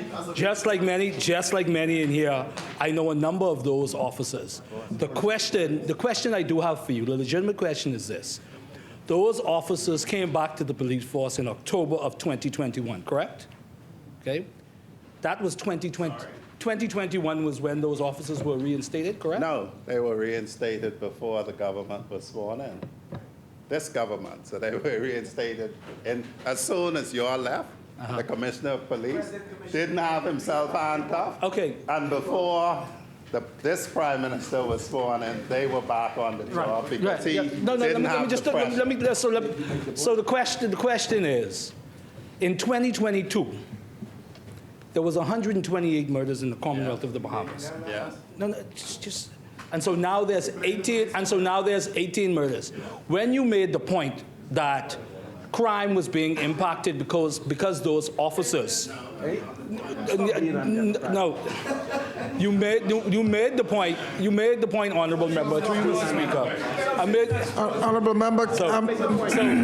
Members. You made the point that you made the point that crime was being impacted in a significant way because of the absence of those officers or the decision that was made to let. Okay. In the interest of talking to you, man. Yeah. I'm talking to you, man. I want to reserve, Mr. Deputy. The chair recognizes the honourable member for Mr. Deputy, point of order. I wish to reserve until we return. Give me a moment. I just want to reserve. I will permit me to reserve to make a point of order when we return. Or I can make it now. Yeah. So, Mr. Deputy, when we come back, I wish to raise a point of order with respect to a matter that is. Thank you, honourable member. Good. Thank you very much, Mr. Deputy. Mr. Deputy. Order of members. Mr. Deputy, again, we are allowing the rules to be taken advantage of. Point of orders. All these members have spoken, Madam Mr. Deputy. They've all spoken.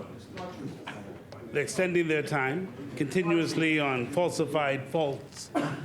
claims of point of order, as we just heard. So, Deputy, I now move for the House to stand suspended until 3 o'clock this afternoon. Is there a seconder? It has been moved and seconded that the business of the House be suspended to 3 p.m. As many as are in favor will remain seated. Those opposed will stand. The motion is carried. The business of the House stands suspended to 3 p.m. All right.